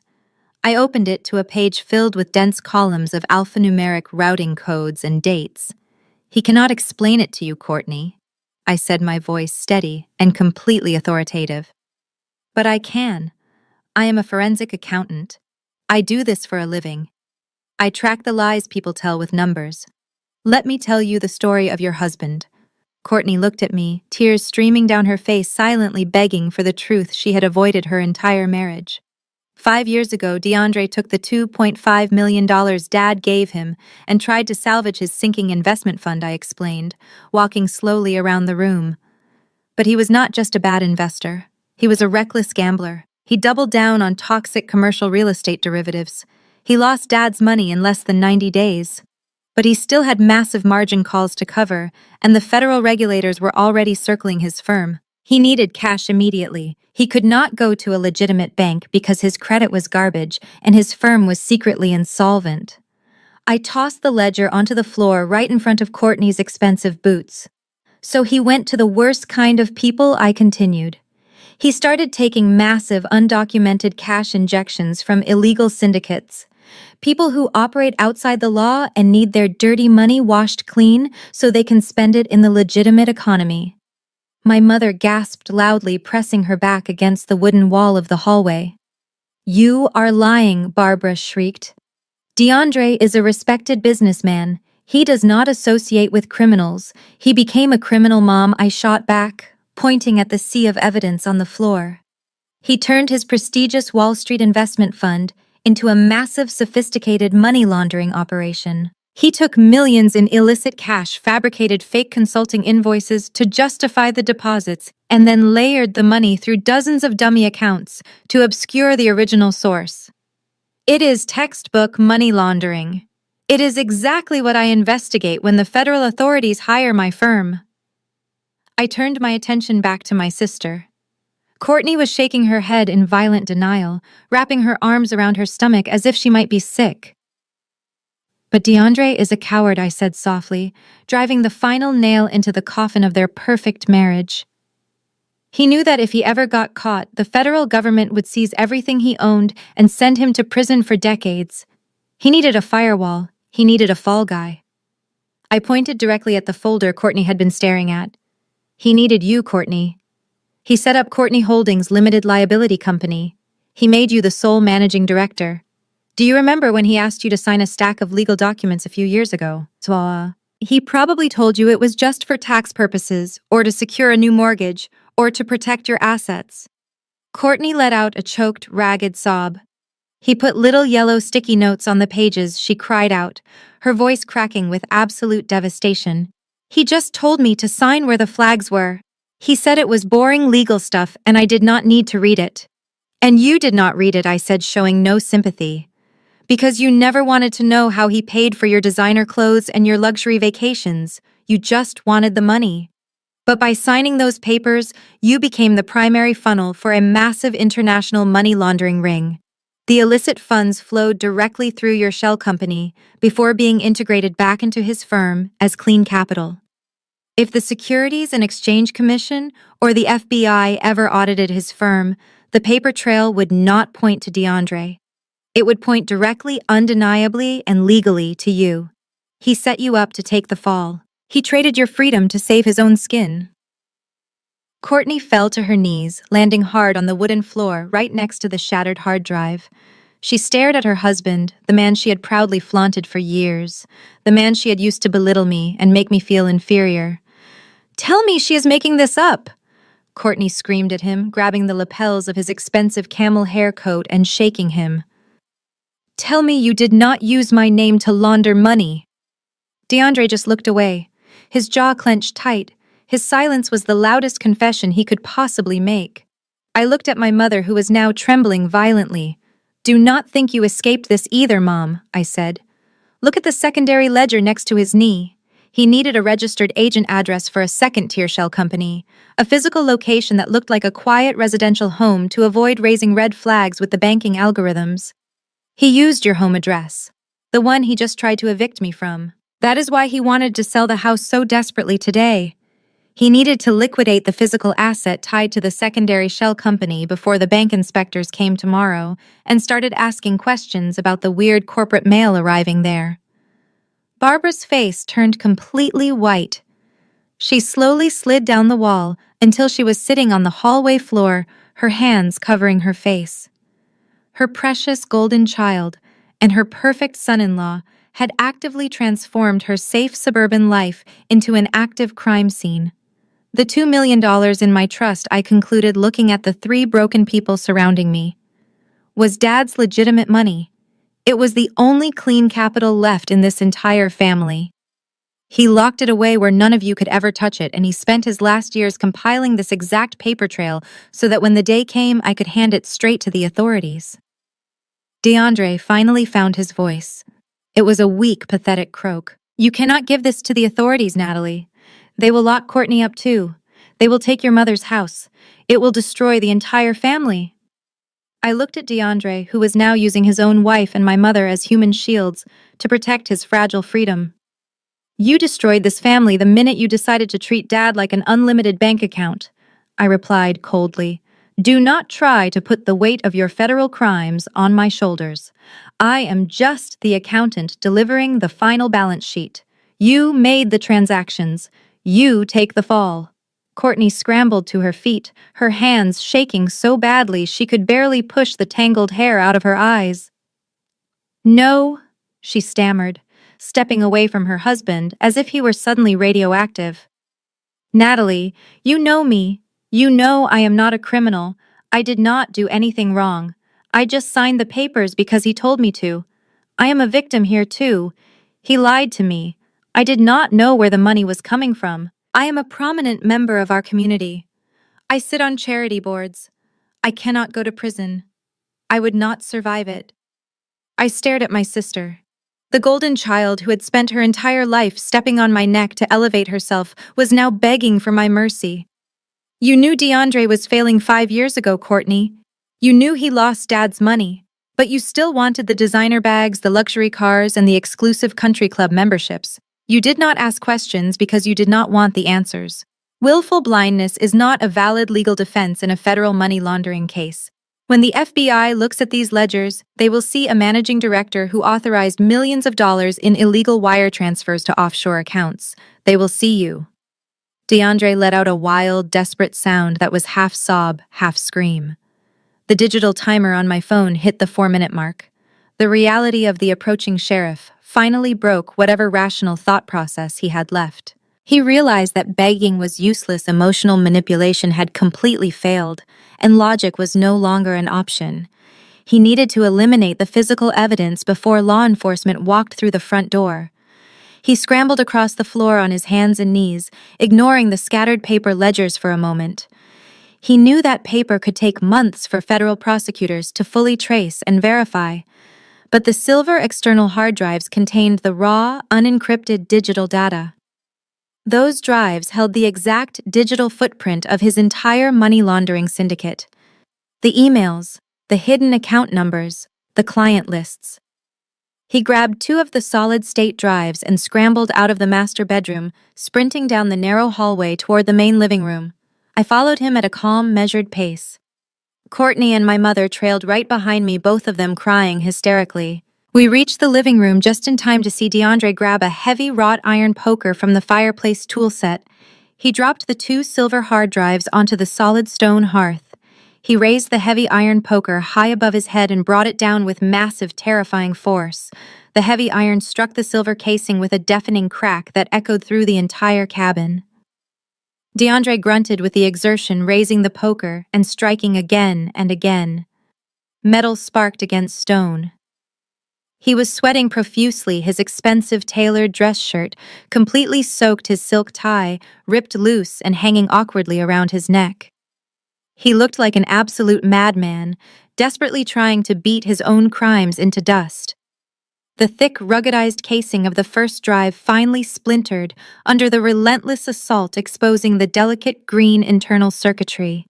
He did not stop. He began smashing the exposed circuitry, grinding the sharp iron tip into the memory chips until they were nothing but shattered plastic and twisted metal. He tossed the ruined pieces into the cold fireplace ash and immediately started violently attacking the second drive. He was panting heavily, muttering to himself in a frantic, terrifying loop. They cannot prove it without the digital footprint. They cannot prove it without the data. I can explain the paper. I can always explain the paper. I stood near the kitchen counter and simply watched him destroy the hardware.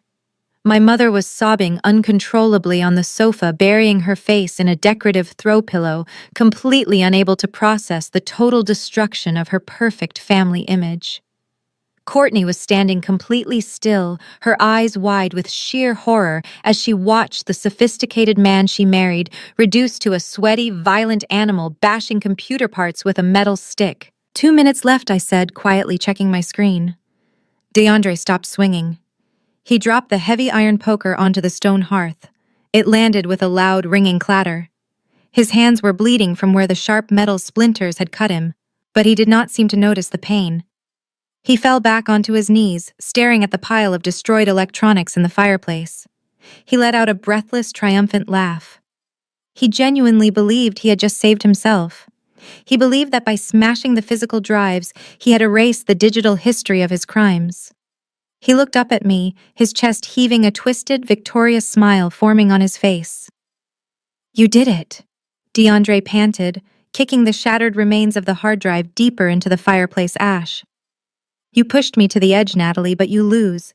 Without the digital data, those paper ledgers are just handwritten notes by a dead man. Any decent defense attorney will argue your father was suffering from severe dementia and fabricated the entire thing out of pure spite. It is completely inadmissible in court. I am walking out of here, and there is absolutely nothing you can do about it."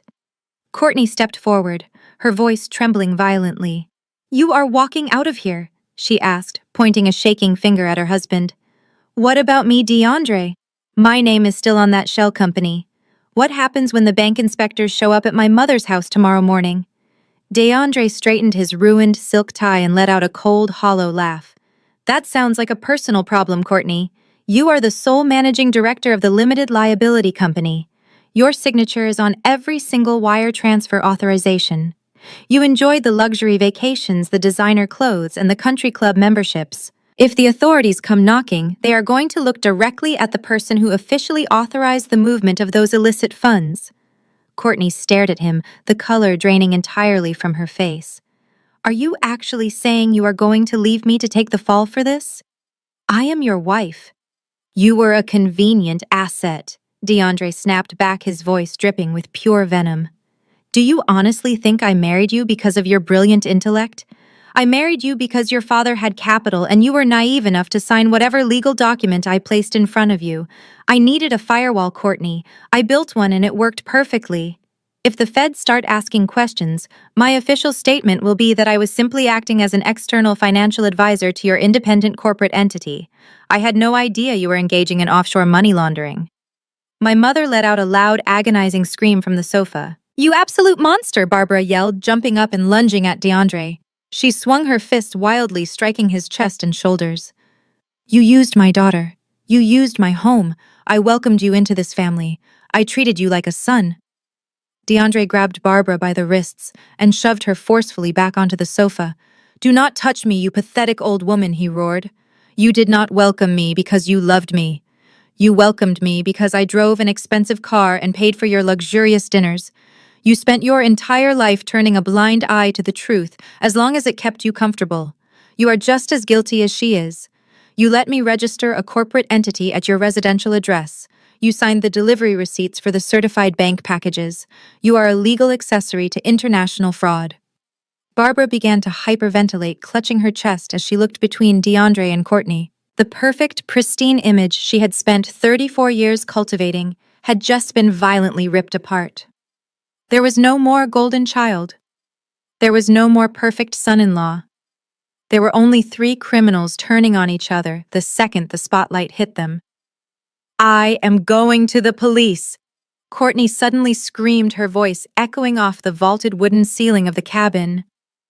"I am going to call the authorities myself right now. I will tell them everything.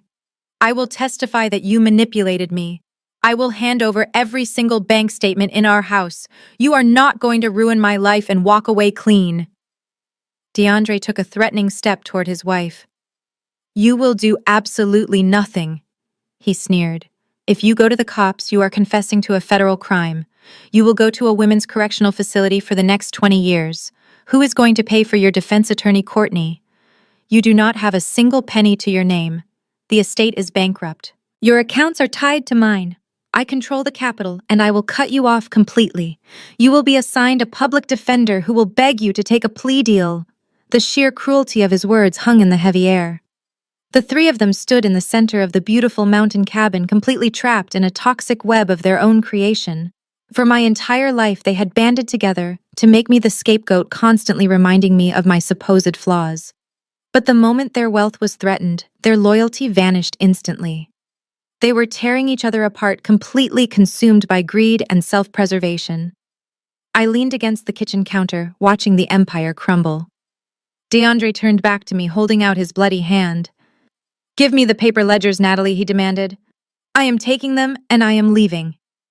I shook my head slowly, a genuine smile finally breaking across my face. "You really do not understand how forensic accounting works, DeAndre. Professionals never rely on a single physical copy." DeAndre stared at me, his bloody hands hovering awkwardly in the air. The triumphant smirk melted off his face, replaced by a mask of pure dread. "What do you mean?" he choked out, his eyes darting toward the ruined hard drive sitting in the fireplace ash. "Did you honestly believe I would drive 4 hours up a mountain to retrieve the only existing evidence of a massive federal crime and not bring my own equipment?" I asked, gesturing toward the heavy duffel bag I had dropped by the front door when I first arrived. Inside that bag is a military-grade encrypted laptop. When I got here, I did not just open the safe to look at the pretty ledgers. I plugged a high-speed data transfer cable directly into the primary drive. Courtney let out a sharp gasp, stumbling backward until she hit the kitchen island. She clutched the marble countertop to keep from collapsing completely. "This cabin is off the cellular grid," I continued, my voice echoing clearly in the stunned silence of the room. But Dad was smart. He installed a highly secure satellite internet connection. While your private investigator was busy snapping the lock on the front gate, and you were aggressively banging on my front door demanding to be let in, I was not just sitting here doing nothing. I was running a secure file transfer protocol. I uploaded the entire unencrypted contents of that primary hard drive to a secure cloud server managed by my forensic accounting firm. DeAndre dropped to his knees. The heavy thud of his body hitting the hardwood floor sounded like a defeated boxer hitting the mat. "No," he whispered, shaking his head frantically back and forth. "No, you did not have enough time. The files are too large. It is impossible. Financial spreadsheets and text-based bank records are incredibly small files." DeAndre, I corrected him easily. "They take seconds to upload over a broadband satellite link, and I did not just back them up to a private server to hold as leverage. I hit forward on a pre-drafted email I prepared last night in my apartment." I took a few steps closer to him, wanting to make sure he heard every single word I was about to say. I sent the entire data package directly to the white-collar crime division of the FBI field office, I stated firmly. I also carbon copied the IRS Criminal Investigation Division. As a licensed forensic accountant, I have a strict legal and ethical fiduciary duty to report massive money laundering operations the second I uncover them. I attached a sworn affidavit detailing your shell companies, your illegal margin calls, and your offshore wire transfers. The federal government already has everything they need to secure a grand jury indictment against you. Smashing those physical drives was completely useless. It just ruined your suit. My mother began to weep loudly, burying her face in her hands. She finally understood that no amount of manipulation or guilt-tripping could undo a federal investigation. There was no sweeping this under the rug. There was no returning the money and offering a polite apology. Suddenly, a faint, high-pitched wail pierced through the thick wooden walls of the cabin. DeAndre's head snapped toward the large living room windows. The sound was distant at first, echoing through the dense pine trees and bouncing off the surrounding mountains. But it was growing louder by the second. It was the distinct piercing howl of emergency sirens. "That is the local sheriff," DeAndre said, his voice trembling with a desperate hope. "You said the gate alarm called the local sheriff. I can talk to them. I can explain this is a simple family dispute over inherited property. I can post bail, I can hire lawyers." I shook my head slowly, listening to the approaching chorus of sirens. "That is not just one local sheriff, DeAndre. Listen to the pitch. There are multiple vehicles coming up that mountain road." The wailing grew deafeningly loud, drowning out my mother's hysterical sobbing. Through the tall glass windows, brilliant flashes of red and blue light began to cut through the darkening afternoon shadows, reflecting violently off the interior cabin walls. "When I sent that data package to the FBI," I explained, raising my voice to be heard over the approaching sirens, "I specifically noted that you were actively tracking my location and heading to this property to violently destroy the primary evidence. Law enforcement agencies take the active destruction of federal evidence very seriously. They do not just send a single deputy to handle a trespassing call when a multi-million-dollar money laundering suspect is cornered. They send everyone." The flashing red and blue lights illuminated DeAndre's terrified face. He looked out the window as 3 heavy police cruisers and 2 black tactical SUVs violently breached the tree line and slammed into park on the gravel driveway. Doors flew open, and heavily armed officers stepped out, their radios crackling loudly in the crisp mountain air. Courtney collapsed onto the floor next to the kitchen island, pulling her knees to her chest and rocking back and forth in a state of total catatonic shock. The golden child had finally hit rock bottom. DeAndre looked down at his bleeding hands, then at the shattered hard drives in the fireplace, and finally up at me. He was completely trapped. The heavy oak door was kicked open with such explosive force that the frame splintered entirely. 3 men wearing dark tactical gear and vests marked FBI flooded into the living room. They were followed by 2 local sheriff deputies with their hands resting on their holstered weapons. The peaceful silence of the cabin was shattered by deep voices echoing strict commands. "Get down on the ground," the lead agent shouted, sweeping his flashlight across the room. "Keep your hands where I can see them. Do it now." DeAndre did not argue. The imposing investment banker, who had just threatened me completely, folded under the pressure. He dropped heavily to his knees and lay flat on his stomach, pressing his face against the floor. He stretched his bleeding hands out wide above his head, surrendering without a single ounce of his former dignity. A tactical officer stepped forward, pressing a heavy knee between DeAndre's shoulder blades. The sharp click of steel handcuffs ratcheting around his wrists echoed through the room. My mother let out a terrified shriek, cowering deeply into the corner of the sofa. Courtney remained frozen by the kitchen island, staring blankly as 2 armed men secured the perimeter. "Are you Natalie?" the lead agent asked, lowering his weapon. "I am," I replied calmly, keeping my hands resting flat and visible on the marble countertop so they would not misinterpret my movements. "I am Special Agent Vance with the Financial Crimes Division," he stated, his eyes quickly scanning the terrified family members before landing back on me. "We received your encrypted data transmission at the regional field office. The IRS criminal investigation team is currently processing the ledgers. You stated in your sworn affidavit that the primary suspect was actively attempting to destroy physical evidence at this exact location." I nodded slowly and pointed directly toward the stone hearth. "I tried to stop him," I said evenly. "But as you can clearly see, he was highly motivated to erase his digital footprint." Agent Vance walked deliberately over to the fireplace. He looked down at the heavy iron poker covered in silver paint and the completely pulverized remains of the external hard drives sitting in the cold ash. He pulled a small digital camera from his tactical vest and immediately began taking highly detailed photographs of the destroyed hardware and the surrounding debris. "Well," Agent Vance said, looking down at DeAndre, who was still securely pinned to the floorboards, You just made my job incredibly easy today. We already had more than enough probable cause from the digital records to arrest you for international money laundering and wire fraud. But taking a blunt instrument to physical data drives while under an active federal probe is a textbook violation. That is active tampering with evidence. We do not even need a grand jury indictment to hold you on that charge. You are going straight into federal custody this evening without bail. Get him up, Vance ordered the tactical officers standing nearby. They grabbed DeAndre by his upper arms and hauled him roughly to his feet. He looked absolutely pathetic. His expensive camel hair coat was completely covered in dust and fireplace ash. His bespoke suit was deeply wrinkled and stained with his own blood. His eyes were wide and frantic as he looked around the room, desperately searching for anyone to save him from this nightmare. Courtney. DeAndre pleaded, his voice cracking pitifully as the agents dragged him forcefully toward the door. Call the firm. Tell them to send the crisis management team immediately. Tell them to liquidate my personal portfolio for bail money. You have to help me. Courtney did not move a single muscle.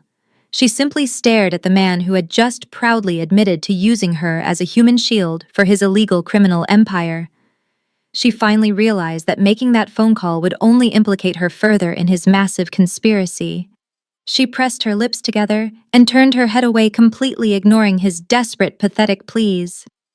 You have the right to remain silent, Agent Vance began reciting loudly as they marched DeAndre out the shattered front door and onto the wooden porch. Anything you say can and will be used against you in a court of law. The sound of the Miranda rights being read faded into the crisp mountain air as they forced him into the back of a heavily armored black SUV. The flashing red and blue lights illuminated the dense pine trees, casting long, dramatic shadows across the long gravel driveway. I stood in my peaceful cabin and took a deep breath. The suffocating weight of DeAndre's arrogant threats was permanently gone. The raid was executed perfectly. But the night was not over, and the federal agents were not quite finished with my family. The heavy wooden door hung awkwardly on its splintered hinges, letting the freezing mountain wind sweep through the living room. The flashing red and blue lights slowly disappeared down the winding gravel driveway, taking DeAndre and his shattered Wall Street ego with them. But the cabin was not empty. Several federal agents remained inside, systematically bagging the scattered paper ledgers and the destroyed hard drive components from the fireplace. Agent Vance turned away from the door and wiped a streak of gray ash from his tactical vest. He looked down at my sister, who was still slumped against the kitchen island, staring blankly at the empty space where her husband had just been pinned to the floor. Mrs. Courtney, Agent Vance said, his voice completely devoid of the aggressive shouting he had used on DeAndre. He spoke with the cold, clinical precision of a man who dismantles financial empires for a living. We need to have a serious conversation about the luxury vehicle parked outside and your personal effects. Courtney blinked slowly, struggling to process the rapid collapse of her reality. She looked up at the federal agent.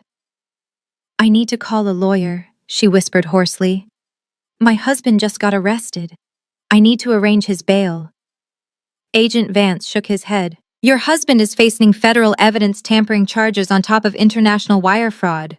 He is not getting bail, but more importantly, his legal problems are only half of the equation right now. As I am sure your sister just explained to you, you are the sole registered managing director of Courtney Holdings Limited Liability Company. I did not do anything, Courtney cried, her voice rising in a desperate panic. I told you he just made me sign the papers. I did not know he was laundering money. I just went shopping. I just lived my life. That is exactly the problem, Agent Vance replied flatly. You lived a life funded entirely by the proceeds of a criminal enterprise. The data Ms. Natalie transmitted to our office confirms that your specific corporate entity was the primary vehicle for layering the illicit cash. Under federal civil asset forfeiture laws, any property, vehicle, or luxury item purchased with laundered funds is immediately subject to government seizure. Courtney stared at him, her mouth opening and closing as she tried to comprehend the legal jargon. What does that mean? She finally asked. I leaned against the marble counter, watching the golden child face the ultimate audit. It means you do not own anything, Courtney, I explained clearly. The federal government does not let you keep the spoils of a massive financial crime. Every designer handbag you bought to show off at the country club, every diamond necklace, the custom furniture in your house, the equity in the house itself. It was all purchased with dirty money. It all belongs to the Department of Justice now. You cannot take my house, Courtney shrieked, scrambling to her feet. Where am I supposed to live? You cannot just leave me homeless.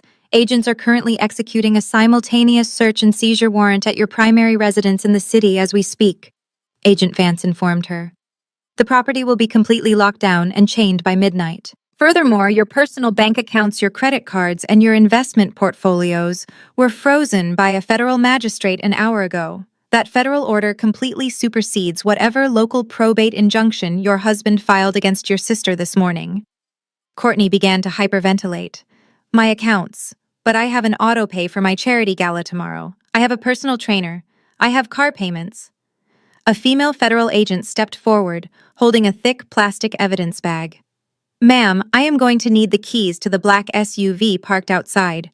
We ran the plates when we arrived. It is registered directly to your shell company. I am also going to need the designer handbag on the sofa, your cell phone, the Cartier watch on your wrist, and the diamond tennis bracelet you are wearing. We have probable cause to believe every single one of those items was purchased with laundered funds.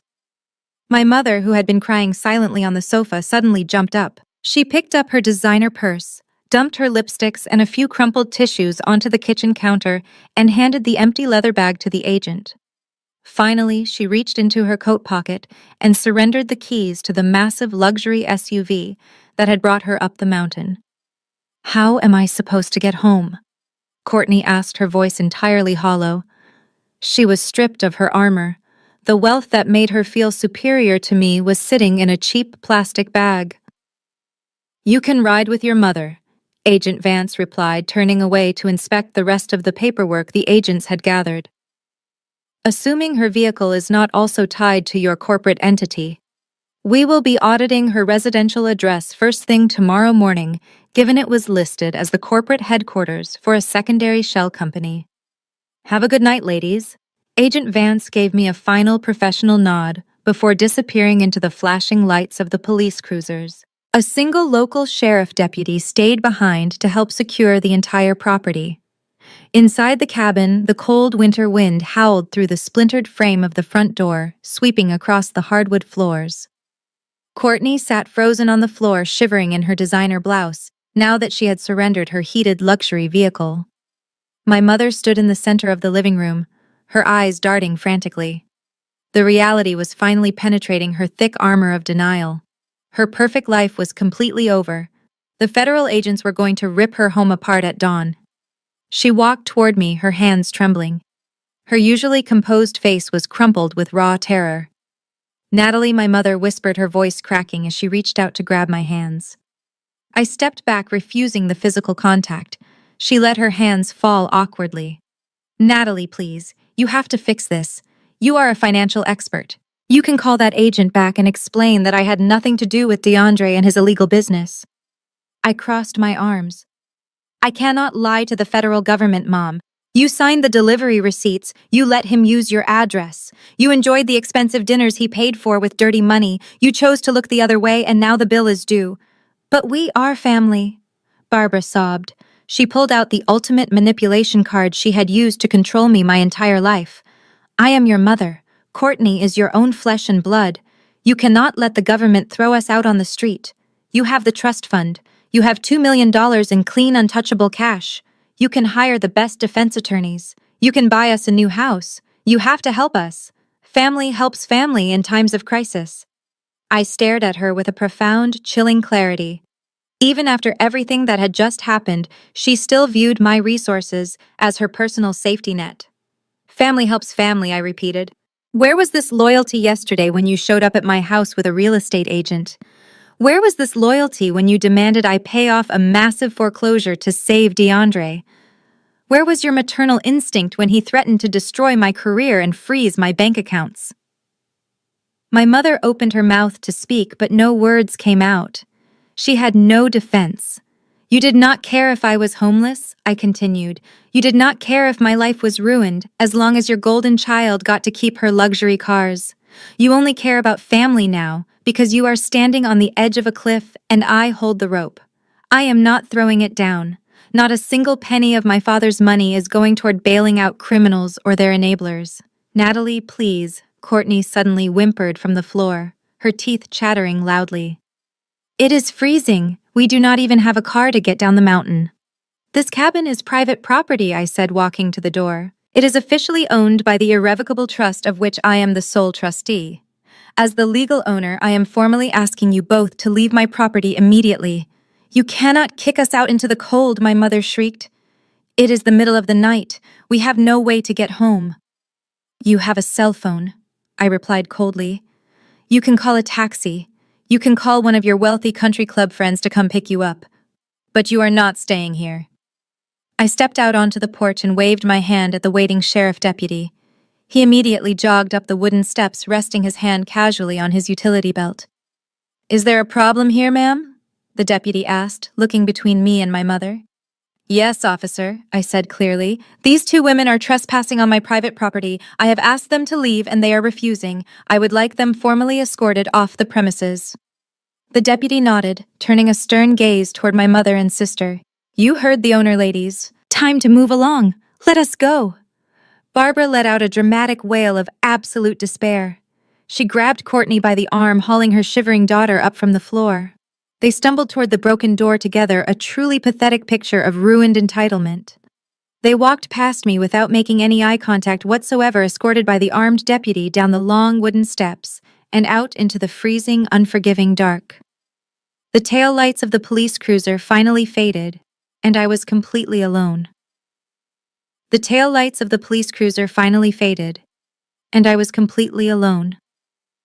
For the first time in my entire life, the silence inside the cabin did not feel lonely.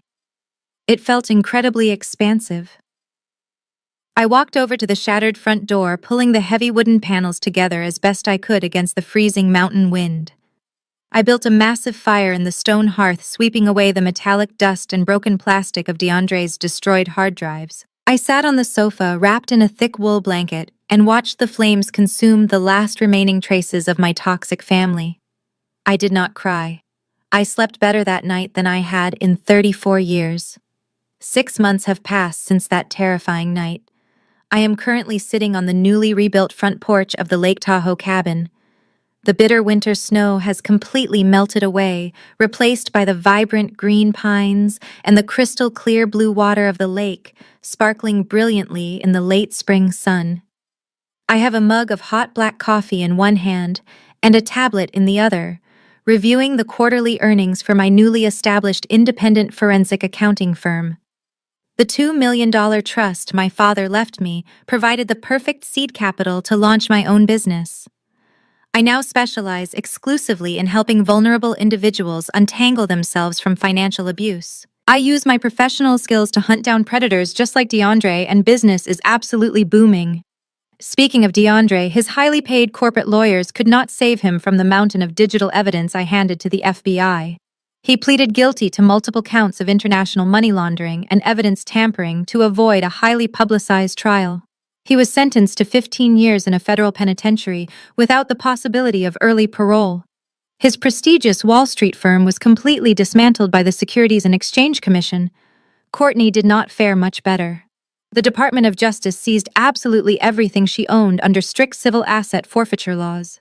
Her luxury cars, her designer wardrobe, her diamond jewelry, and her massive suburban mansion were all auctioned off to pay federal restitution. Because she was the managing director of the shell company, she narrowly avoided prison time by cooperating fully with the prosecution, but she was left with absolutely nothing. The last I heard through the grapevine, the former golden child is currently working as a shift manager at a discount retail store, living in a tiny studio apartment on the bad side of the city. My mother lost her house the very next morning. The federal agents found decades of secondary shell company documentation stashed in her attic. The property was seized by the government. Barbara was forced to move into a cramped, low-income senior living facility. Her wealthy country club friends completely abandoned her the second her name appeared in the federal indictment headlines. Her perfect manicured social standing evaporated overnight.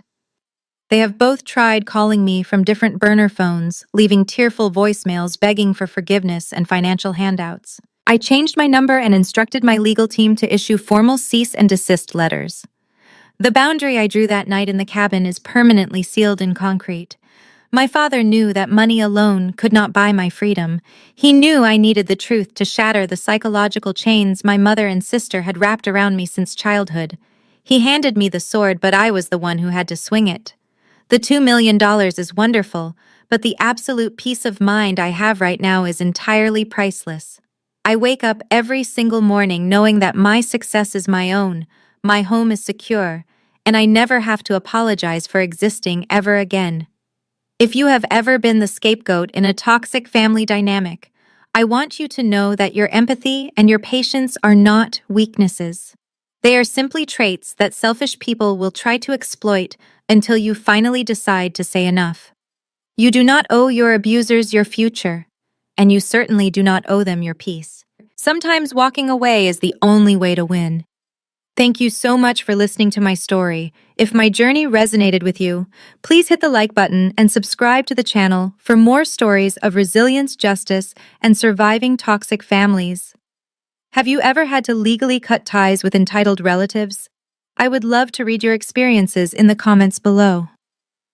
Remember, you have the power to build a beautiful, completely independent life. Stay strong. The harrowing journey of Natalie and her family's betrayal illuminates a profound and often painful truth. Sharing DNA with someone does not obligate you to set yourself on fire just to keep them warm. For generations, society has conditioned us to believe the narrative that family is everything, a sentiment that is too often weaponized to excuse toxic, manipulative, or even criminal behavior. In the story, Natalie's mother and sister repeatedly played the "we are family" card, not out of genuine love, but as a mechanism of control and a shield for DeAndre's devastating financial crimes. They expected her to blindly sacrifice her stability, her home, and her career to cover up their reckless greed. However, Natalie's steadfast refusal to be the sacrificial lamb demonstrates that true empowerment begins the exact moment you stop seeking validation from those who only value you for what they can extract from you. Establishing ironclad boundaries with relatives is uniquely agonizing because it requires grieving the supportive family you deserved but never actually had. Natalie's ultimate triumph was not just in securing her trust fund or exposing a federal money laundering syndicate. It was the quiet realization on the cabin porch that she no longer had to apologize for her own existence. She used the truth, hard, undeniable facts to dismantle a lifetime of psychological gaslighting. Her story teaches us that we do not have to be complicit in our own destruction just to keep the peace at the family dinner table. We possess the absolute right to protect our peace, our assets, and our mental health, even if it means walking away from the people who raised us. If you are currently trapped in a cycle of family manipulation, take a step back today to evaluate your boundaries and seek the professional support you need to reclaim your independence.